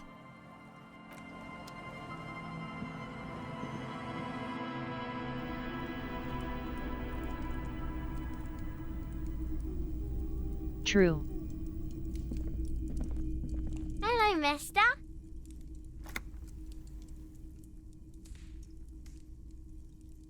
I heard there was a girl here who has armored gloves. Is that you? Oh, I had gloves. Very big ones. Heavy, too. Where did you get these gloves? Found them when Lemmy and I were playing hide and seek. In an empty house. Where no one lives. I think someone hid them there. She doesn't want you to think she stole them. And where are they? I hid them. The twins were gonna take them. They're stupid. We're going to need those gloves. It's for important police business. Oh. They're in my sandcastle. Behind our house. Under the sand. You can break the castle. It's not very good. Thanks, kid. Bye!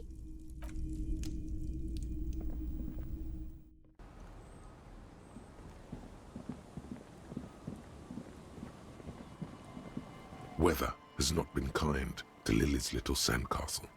The once mighty towers are quickly eroding away. You can see something shining back to you from what must have been a vast underground catacomb network. The walls and floors give way to the giant's greed, collapse and present you with a pair of ceramic gauntlets. Both of the kids have been incredibly helpful. Congratulations. That's the gauntlets down then. We're doing good on the armor collection front. Now I think all we're missing is the helmet.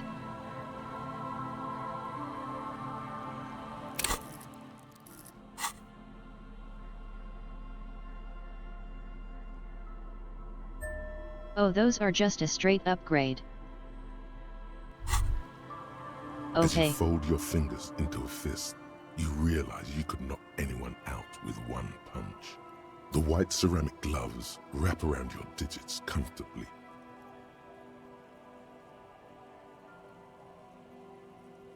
I'm probably not here to beat people with armored gloves. The hardened vitreous enamel, at once sleek and light, adds a glow to your cheeks and a spring to your step.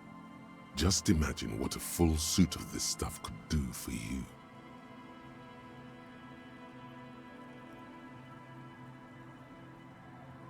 Remember, this is a highly specialized kinetic redistributor meant to stop bullets.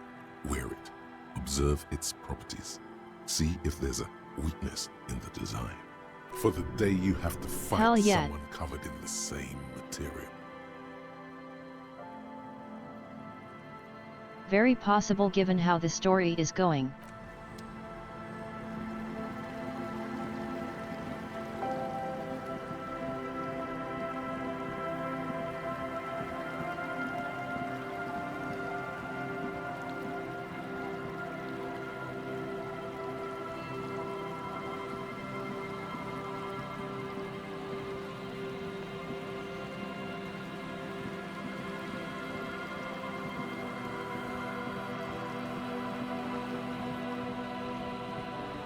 And I am in no condition to fight and only one of us has our gun.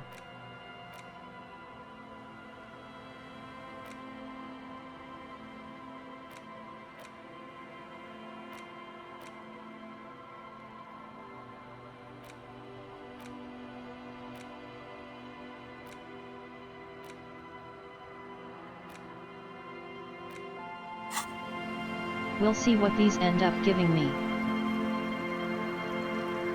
Before I put any more thoughts in.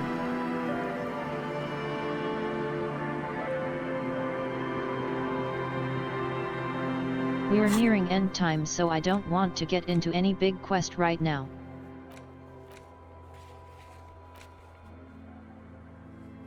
So let's see if we can find anything to finish up.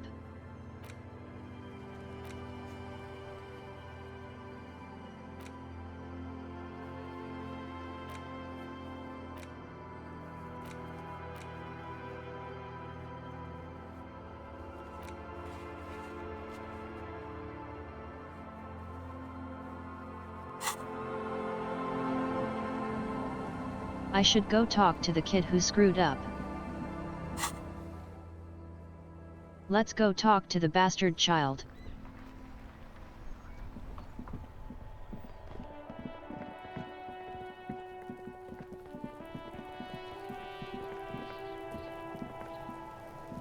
Alright, bastard job. Does Kuno care?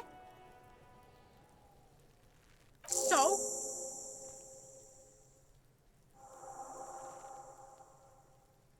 He said thanks. Fuck, okay. Kuno's a giver like that, yes? Shut up. Kuno sent your fat ass running around like jello! Look, pig. Kuno sent you to rough some people up. Kuno played you. That happened. Now you and Kuno should move on. Good idea. I will remember this. You got fucked. You got fucked, pig. Fucked bad. Of course you're gonna remember this. Now get the fuck out of here, griefing the Kuno. After this shit, you better have something real interesting to say if you want to stay in Kuno's face.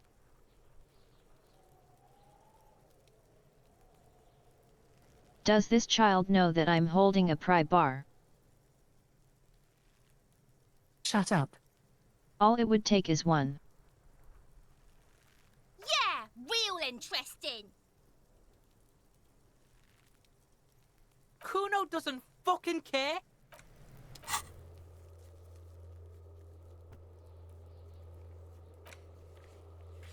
Just one. That's it. One slap.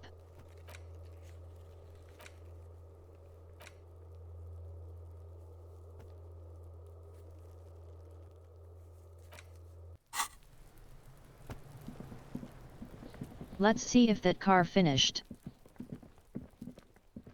That check that is.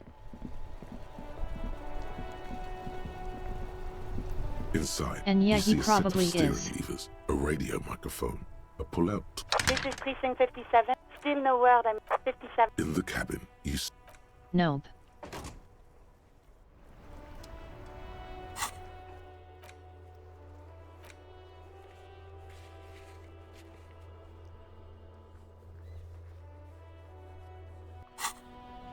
Inside, you see a set of steering levers, a radio microphone. I'm going to have to call back the lady who very reasonably hates me.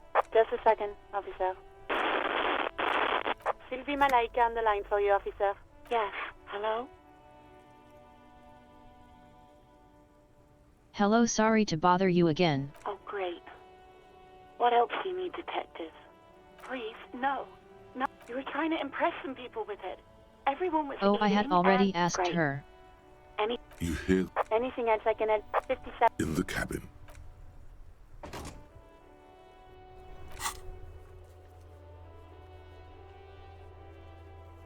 Let's see.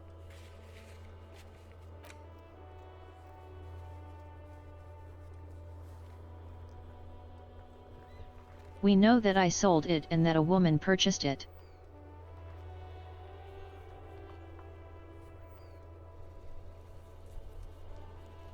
It could have been the crazy lady that we were trying to befriend, but don't sound right. I have an idea.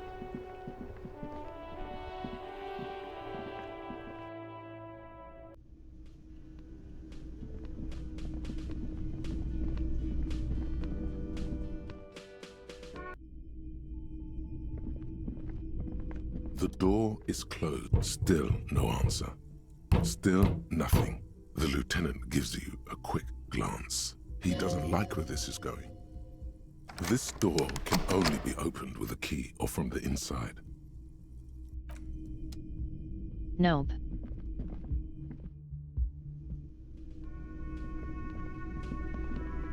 If anyone's going to have the gun, that's the only lady I can think of. Wait, no. Something about this bunch doesn't smell right. What do you mean? They are, but they don't seem too keen to talk with you, do they? No, they don't. Glenn seems to be contemplating grievous bodily harm while he massages his raw knuckles. In the far back, Eugene is doing his best to ignore you.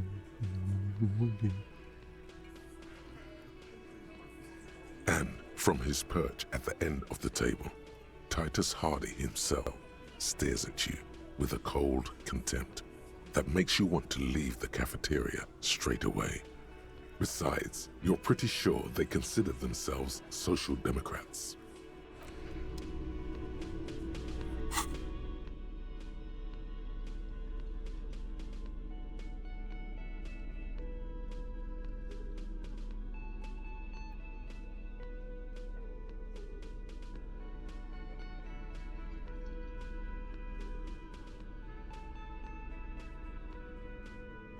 Damn, I have no authority boosters.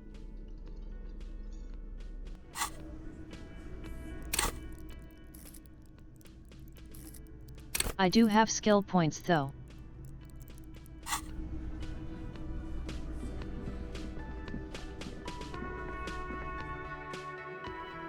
I work that out next time.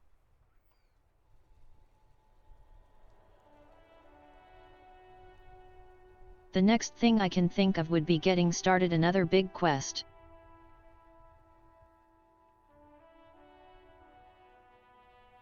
So I think I will instead pause here.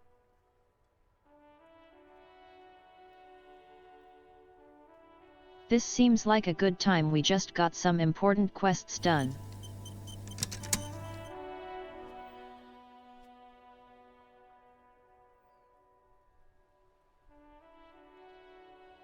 I don't want to have to start something and then stop at like 5 minutes in.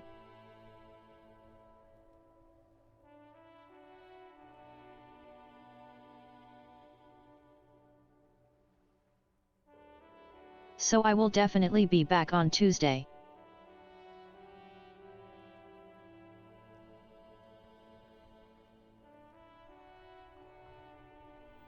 I might have some more streams tomorrow or the day after, depending on my mood, to do a little more classic.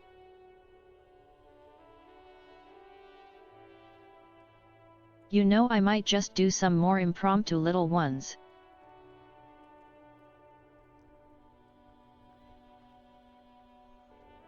But we'll figure that out on the fly.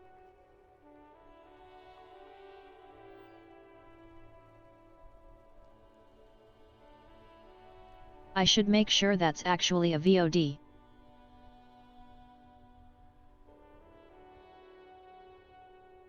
I'll release it after this. Anyways.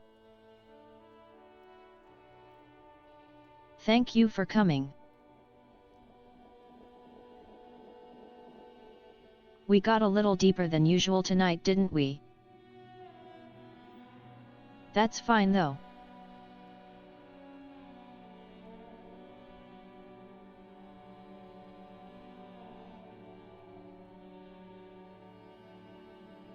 Remember to like, comment and subscribe.